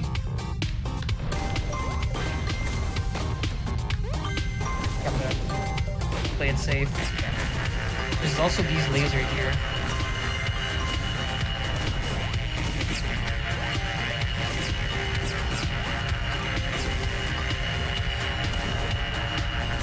Gonna wait for this cycle. Normally I would damage boost through this if I would be full health. But since I took damage at the start, I kind of have to take it safe. Alright. The cannon section is especially hard to do properly without getting shot. There's so many like cycles of like where the shots are coming from, and then especially on that 1-6 where you drop to the left of the blocks, you don't really see like the cannon shooting because they're off screen. So sometimes you can just like fall on one and get hit. So you know, depending on what happens, you have to take it safer or not. Yeah. So yeah, that was all the secret level or 3D levels for World 3. The next one is going to be in World 5, so we're going to be doing 3D levels for a while.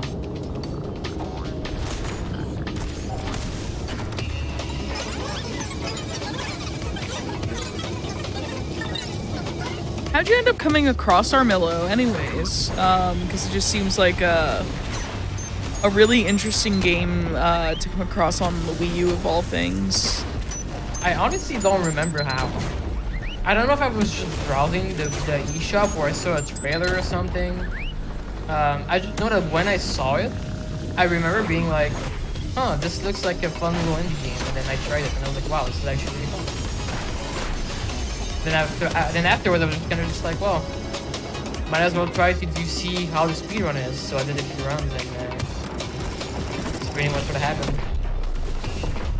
I wish I remembered exactly how I saw it, but no, that was like, that's okay. I think this came out originally in like 2017, 2016, somewhere around there. The Wii U. It was a long time ago.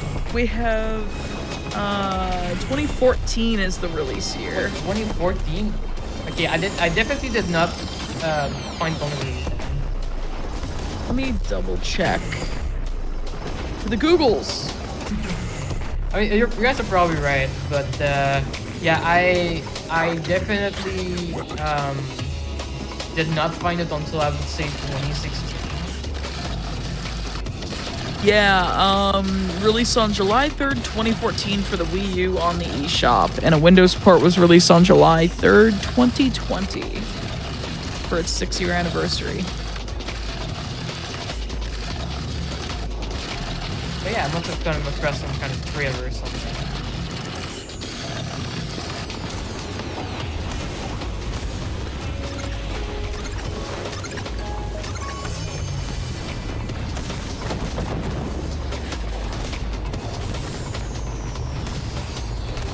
I remember originally it was like, well, it kind of looks like Sonic. I mean, you're rolling around, right? Then you play the Someone game. has definitely said that Armillo, in particular, like the extra life icon for Armillo looked like a very like unamused Tails. That's kind of true, actually. Oh my god, the game is free. Yeah, it is free on Steam. That's why I would say like if you want a really chill game to just try out, I mean, I would definitely recommend this.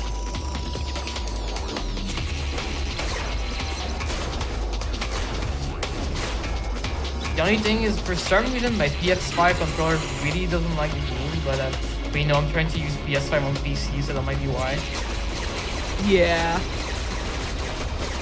I just unfortunately do not have another controller right now, so.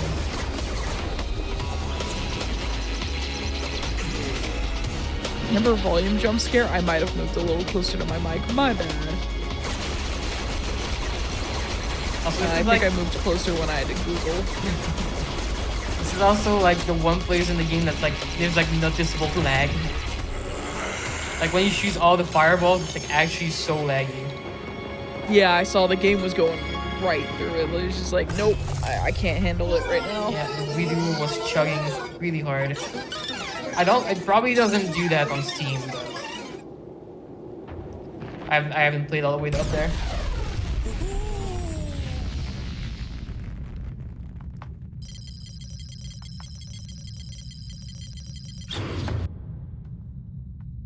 Alright, so we're up to level, I was gonna say level 4, but World 4.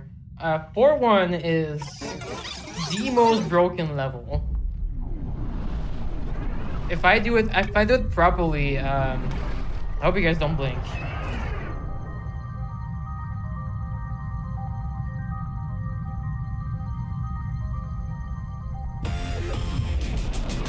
So this level is so gimmick because like you have these red spots where you can like switch from one side to the other. And there's like some very intricate puzzles that you have to do. So I didn't jump in the right corner. Is it this one?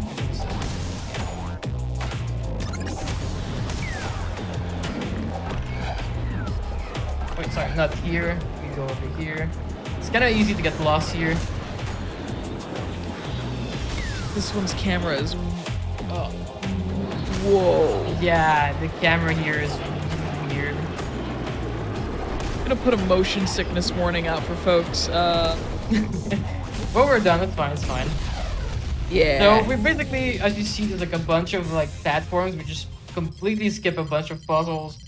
The really funny thing about this is for some reason on this level specifically, if you fall below a platform, if you spam jump, you can just like start floating up and go above the platform again. So even if you like fall below, you can like still recover. Which is what is allowing those skips, because some of those platforms are like just far enough that you can't quite jump to it. But if you fall below and jump, then you're fine, because it will just pop you back up. So you can just like skip a bunch of puzzles and it's a shame because it's probably the best track for the 3D levels, music track that is. And the puzzles are actually really fun casually. I would definitely recommend doing the puzzles. But yeah, you can just jump to the end, and if you do it properly, I think the level is like 11 seconds. I think it's my best on that level, which is way faster than any other level in the game. So. Oh, that is incredibly fast. Just sometimes the camera though, it's like the camera gets really weird on that level.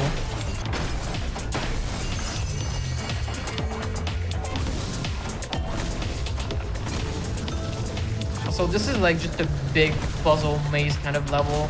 There's like 4 of these checkpoints we have to do. Also, when you hit those little puffy things, like your vision is distorted or something. I'm not exactly sure. Touch Fuzzy get dizzy. Yeah, basically Touch Fuzzy get dizzy. Shout out to Yoshi's Island. Yep. My favorite video game. Yoshi's Island is a very good video game. I absolutely love that game. Alright, so these green cannon, actually, if you get hit, you get reverse controls. Oh no. It's really brain-breaking. Having to do your controls completely reverse. And obviously, when it wears off, you can just play normally.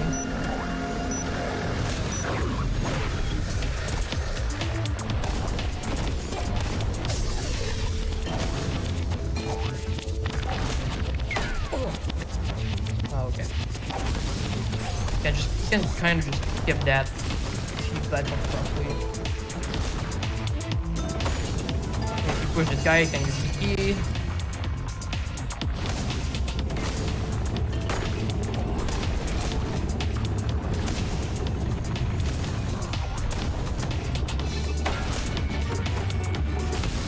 Okay, so there's this puzzle which I never remember. So hopefully I remember this time. Things like this. There we go. That wasn't too bad actually. But yeah, basically you have to do the puzzle to get the key to the gate. No way around it. And here you can kind of skip this. So you're supposed to like just follow the path, but you can, if you just jump from one part of the path to another one that's already active, you can just skip the entire thing here.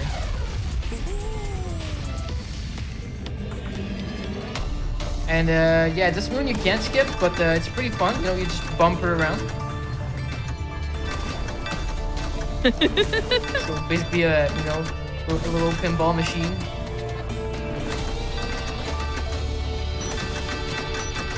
I kind of wish there was like some booster on this. You would just like constantly fly around. But... Oh my goodness! Like, yeah, that would be like having just pop bumper sanity right there.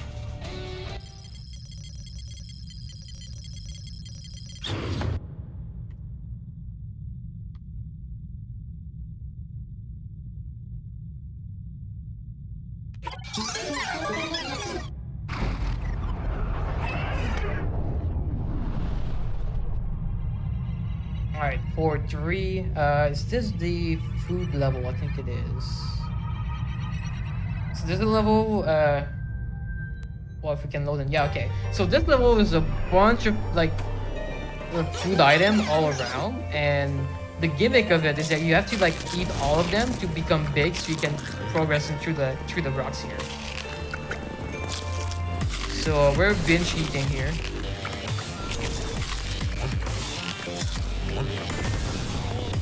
And when it's progressively bigger. I actually want to actively avoid getting critters here. It's really easy to, by mistake, get some of them because you're getting so big. But if you skip getting any of the critters, then you have to skip the moon. Also one key in here. Sadly, being big doesn't mean you don't get hit by those spike balls. Oh my god. Have to be careful here.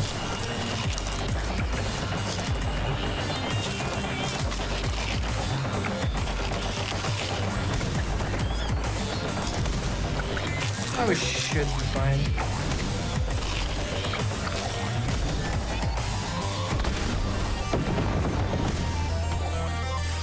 Alright, safety health, perfect. So when you're big like this, the spikes don't even damage you. You can just like run into them and then you'll actually destroy them. But obviously you slow you down, so you try to jump over. No, I got the critter. Okay, let's see. So ideally, I wanted to not destroy that critter just so that I don't get the moon, but sometimes you jump from side to side there, you know, you're so big that it's pretty easy to do a mistake. Yeah.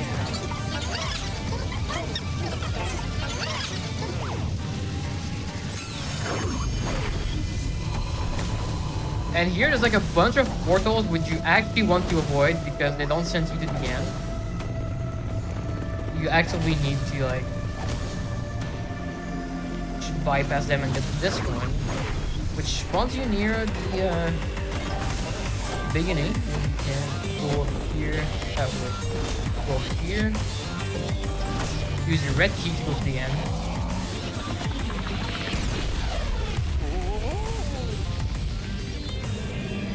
And then just that thing is there's a bunch of spikes, right? But because you're big, it doesn't do anything. So you can't even like finish the moon early if you accidentally get the critter. You're just kind of stuck here, so.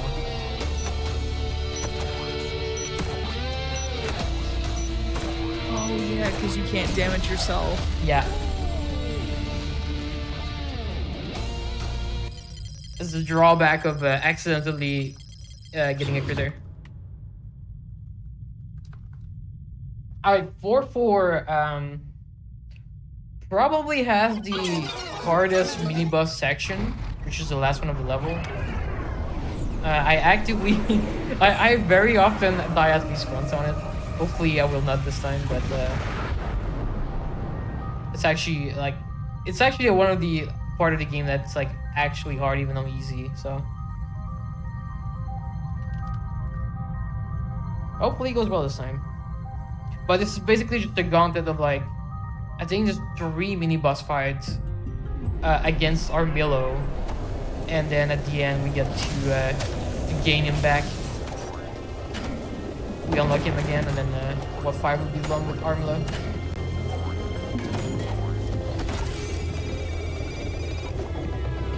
See here, this one is pretty simple. You just boost into him, send him into the lava 4 times. Poor Armillo. Yeah, I don't want to do that to my brother, but it has to be done.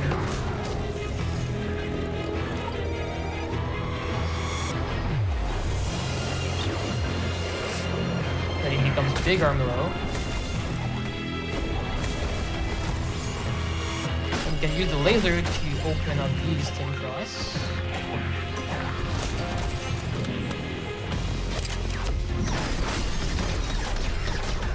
So now basically he's just like a big Armillo and he's gonna charge at us. So we just need to keep moving and then shoot the cannon. And then the infantry's gonna get faster a little bit here.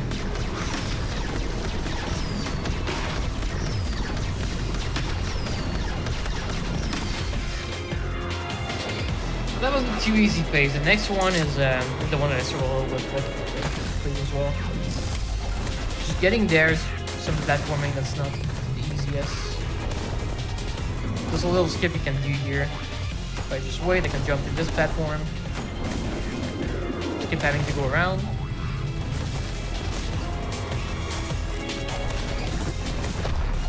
So Armillo will try to like push you down.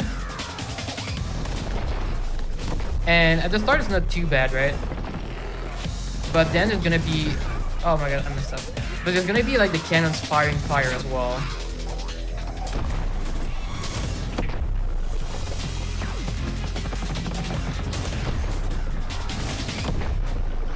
Starting now. So you have to be, you have to be very careful of the fire and Armillo at the same time.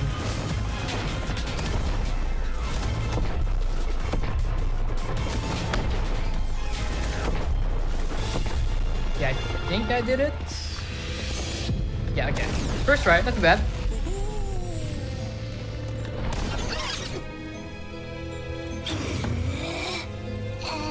I did get hit twice, but at least, you know, I didn't. If you get hit 3 times there, and you have to restart the whole fight from like 0 hits, so that's kind of annoying. So at least I avoided that. I appreciate the fact that, like, Armillo's brother is just like, hey, I'm glad you're back, but I gotta go back to the home planet, so, bye. Yeah, just, it's your problem I must go, now. my people need me.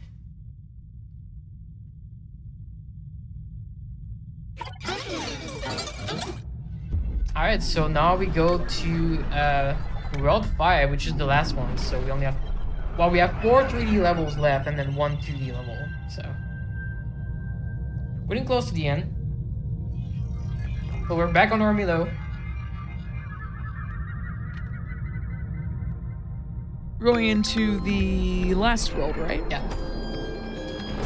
This one is just a big puzzle of like going on the in the underground and coming back up, and then at the end is a big like section and like the how do you want to call it, the like yellow purple portal or whatever, where it's like the longest section of those portal in the game that you have to do as well. So not only do you have to remember this whole puzzle here, which takes quite a while to get to that portal section, but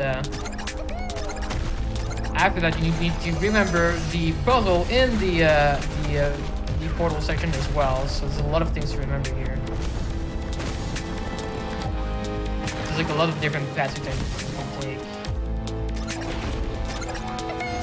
This is a specific pattern you need to do here to open the gates.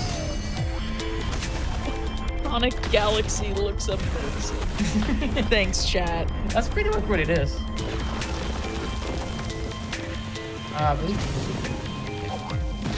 So now we need to go get the green key so we can get the blue key so we can progress.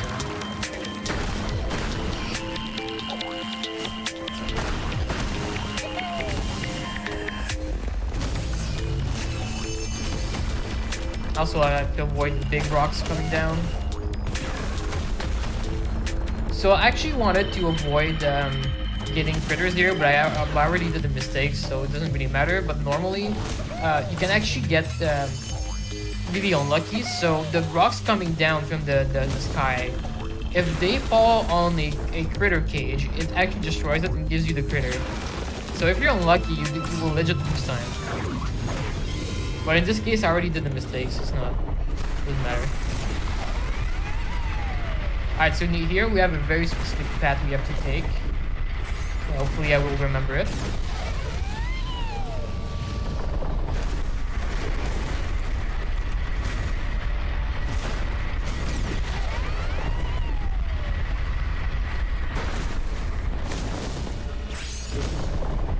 think I'm going the right way. Also, I have to make sure to get the climb extensions here, because otherwise I won't make it.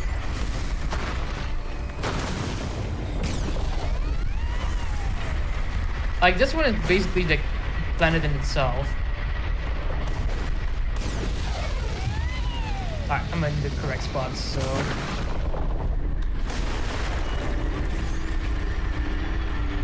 Now we just need to wait for the worm. Where is the worm? Okay, there we go.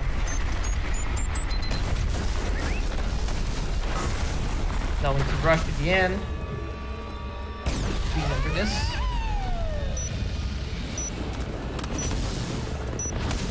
Now we get the capsule and we are out of here.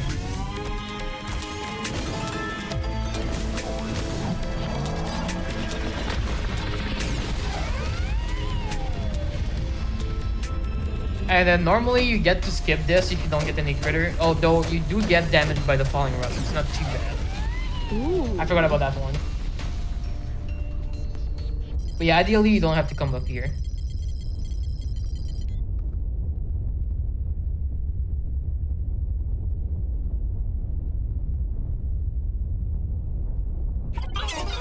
Mad Space Extended Universe. Chat. I don't know what to do with you tonight, chat.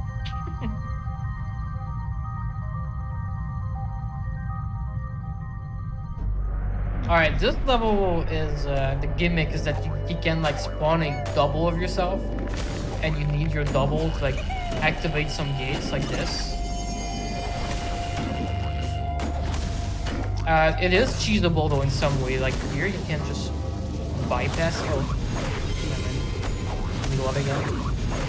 You can bypass this. I keep hitting the I keep hitting the fence. But I swear you can bypass this this portal here. There we go. So you can jump back here. If I would stop hitting the portal. For some reason I keep hitting the hitbox, but yeah, you can just do this. You skip the hitbox in here. There's another one, so you have to use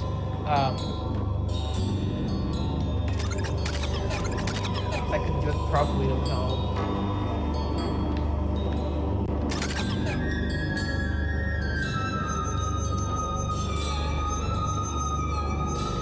For some reason I just couldn't grab my rhythm on this one. Okay, you can just use your doubles to do this. Then you can redo the skip again. Oh my god. I really cannot do this skip today. There we go. And now we can jump here, go to the gates. In here you have more of a double Armillo puzzle, but you can skip all of it if you just do the strat and destroy the escalator barrels.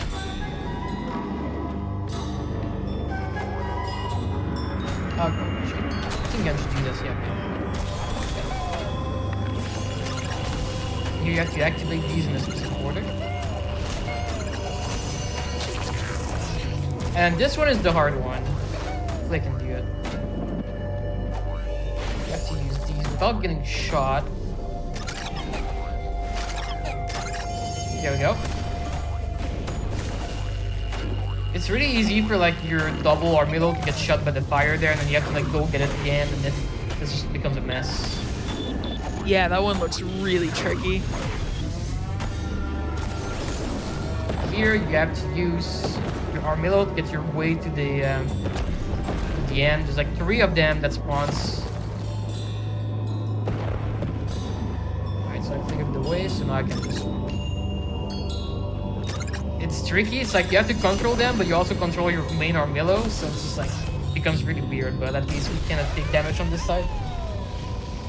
It's like trying to control the, for anyone who's played Mario 3D World, it's like trying to control the cherry power-up where you clone yourself with the cherries.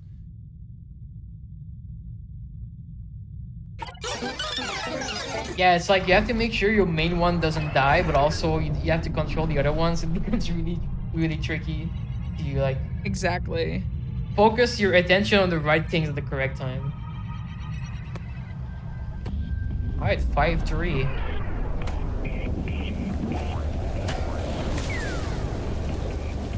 Well, that's a great start. Yeah, you can kind of skip going. You can kind of skip going around here by doing that. I don't think this one is too special. It's obviously a little harder than most levels of the game.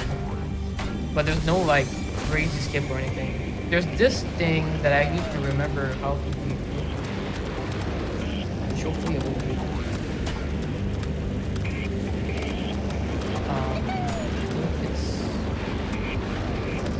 No, it's not this way, it's this way. There we go. Puzzles are hard.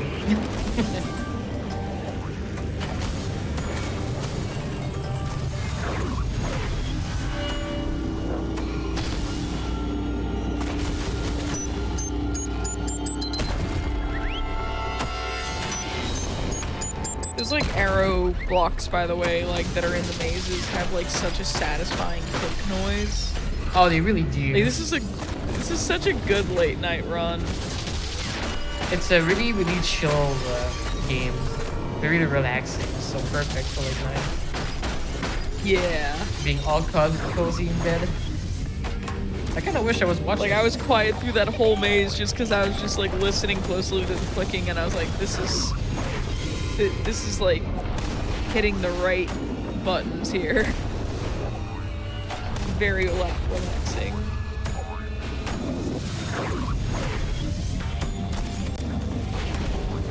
Alright, so this last section here is a bunch of portal checkpoint you need to hit, and then each one of those is like a little obstacle in front. Plus, there's like more and more cannon that shoots at you, the more checkpoint you get. So.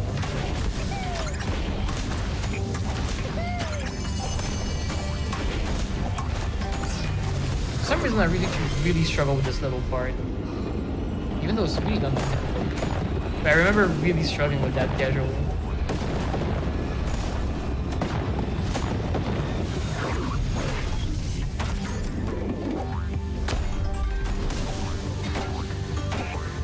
Just make sure you don't hit the laser. Alright, this part is pretty much you can fall, but it's really hard. It's pretty much, you know, whenever you hit the boost, it turns you in the right direction. So, as long as you switch your stick to the same direction quick enough, you're fine. Alright, that was 5-3, so pretty much only have 2 left. Because we are missing one 2D level to unlock the last level here.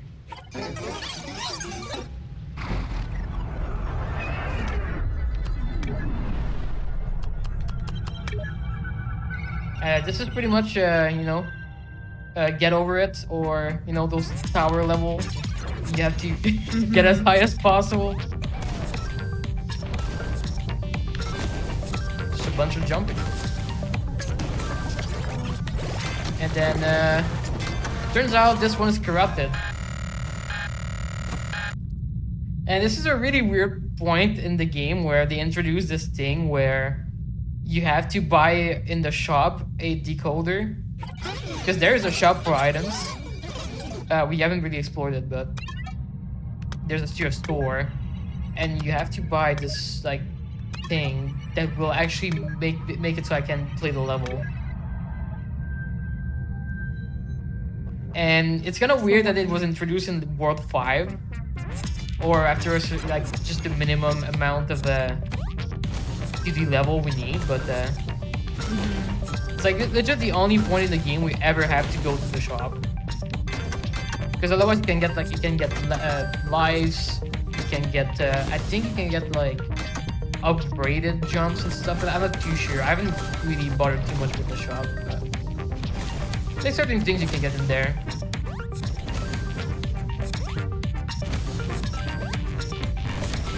Someone's saying, why does this channel always play retro games? We play newer games too. There was a Liza P special a couple of weeks ago, not a couple of weeks ago, maybe 3 weeks ago or so. But I don't know on what planet 2014 is considered retro, but I don't want to be on that planet.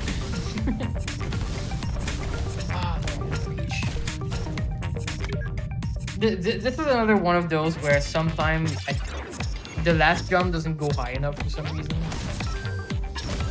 That one was looking like a bit of a struggle. I'm not sure why.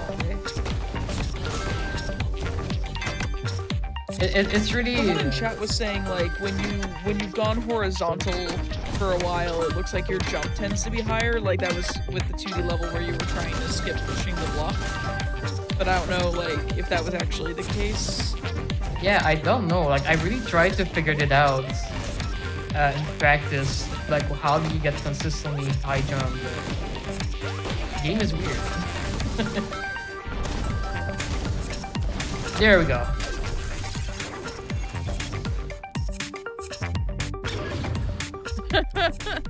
Just about reached.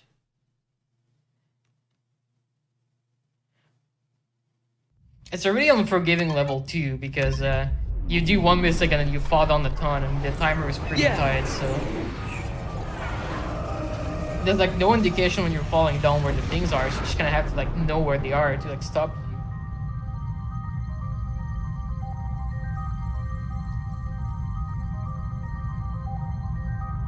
Alright, so last level. This is pretty much just a boss rush, a boss level, sorry. It's different from the other one, like an actual big boss here.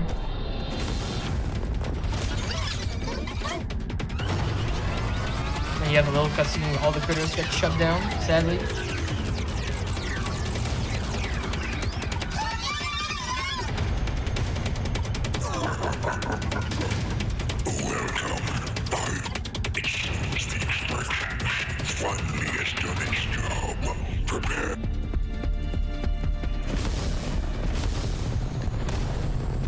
Yes, prepare. Yeah, we don't have to listen to him. Alright, so we have giant robots instead of small robots. So you have this little thing over here that's gonna give us, you know, the little rocks that we used earlier. And I know myself. What I can do is push this all the way here, and then on this trampoline, and then it hits the boss. So I have to repeat this, and the boss pattern will get quicker and quicker every time that I get a hit. Oh my god, I got really unlucky there. So it can happen that the right hand of the boss just like goes over where the rock spawns. Oh my god, I'm really unlucky right now. Oh wow. We are getting trolled. Yep. I repeat, we are getting trolled. That's what I get for saying he's easy. Oh, get out here. Yeah.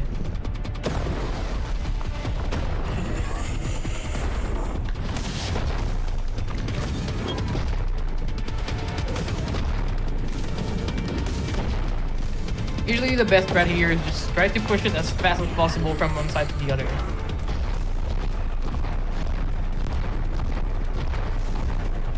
Oh god, that is so fast. Yeah, oh my god, I keep missing. No.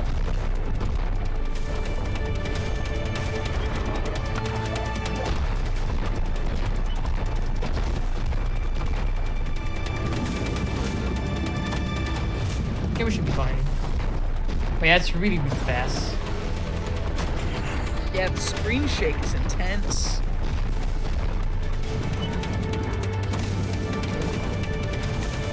No, oh, I missed the rock. It's hard to know exactly where you are from. Oh my god, I'm getting it. Well, hopefully we don't die here. That would be.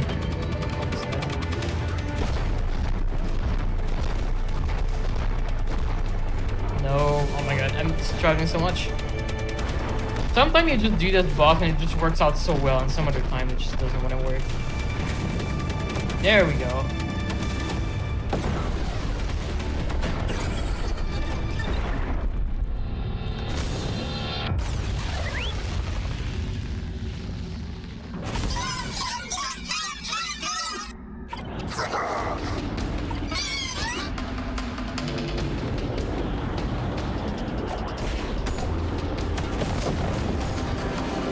Thankfully we get the health refill here, so otherwise that would be... Oh, good. Yeah, yeah.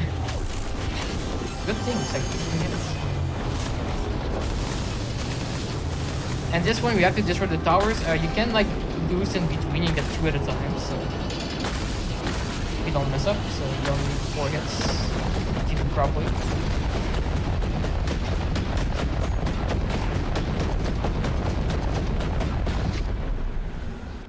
That was pretty much like the brain of the robot that we destroyed there.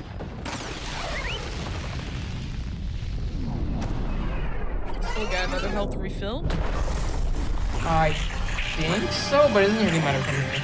And then, yeah, it gets really mad and it's like, oh, I'm gonna destroy your own planet. And then, Armillo is gonna get very, very mad.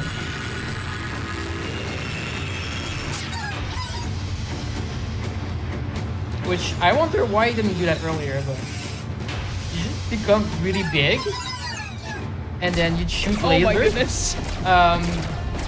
This is the part of the game where you're just like, why? Yeah, this is the part where I'm just like, what is happening? Why didn't we do this like 5 worlds ago? Yeah, why didn't Armillo just get mad at the start?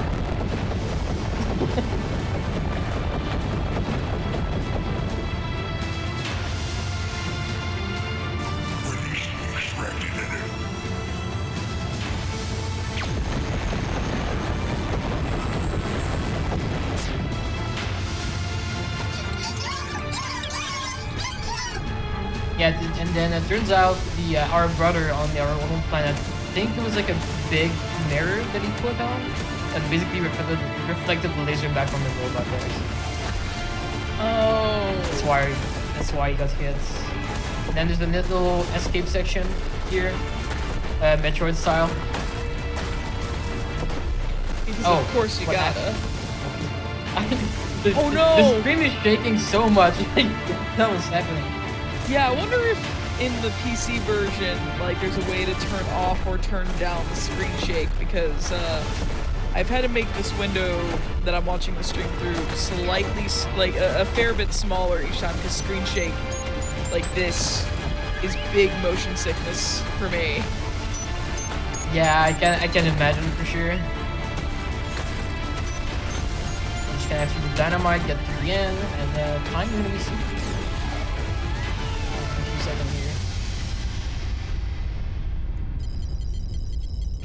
Time. So GG. Oh, very rusty Armillo, but yeah, it's pretty much the speedrun. Super chill. Run to do not many like super hard tricks, but quite a few like very specific jump that you have to do to skip like part of the levels. And I'm sure there's other part that I don't even know how to skip that are skippable. I'm sure there's still stuff to be discovered in this. Yeah, pretty chill. Yeah, thank you so much for showing this game. Like, I never knew it existed. I didn't know it was free on Steam. So if y'all thought that this was really cool, go check it out on Steam. It is free, and you can pay $4 to thank the dev. Yeah, I would definitely say, you know, there's many 2D levels we haven't seen, and obviously playing casually is much different, especially if you don't skip a lot of the stuff that I skip. So. Definitely would say that give it a try if you were looking for something to play. So, yeah.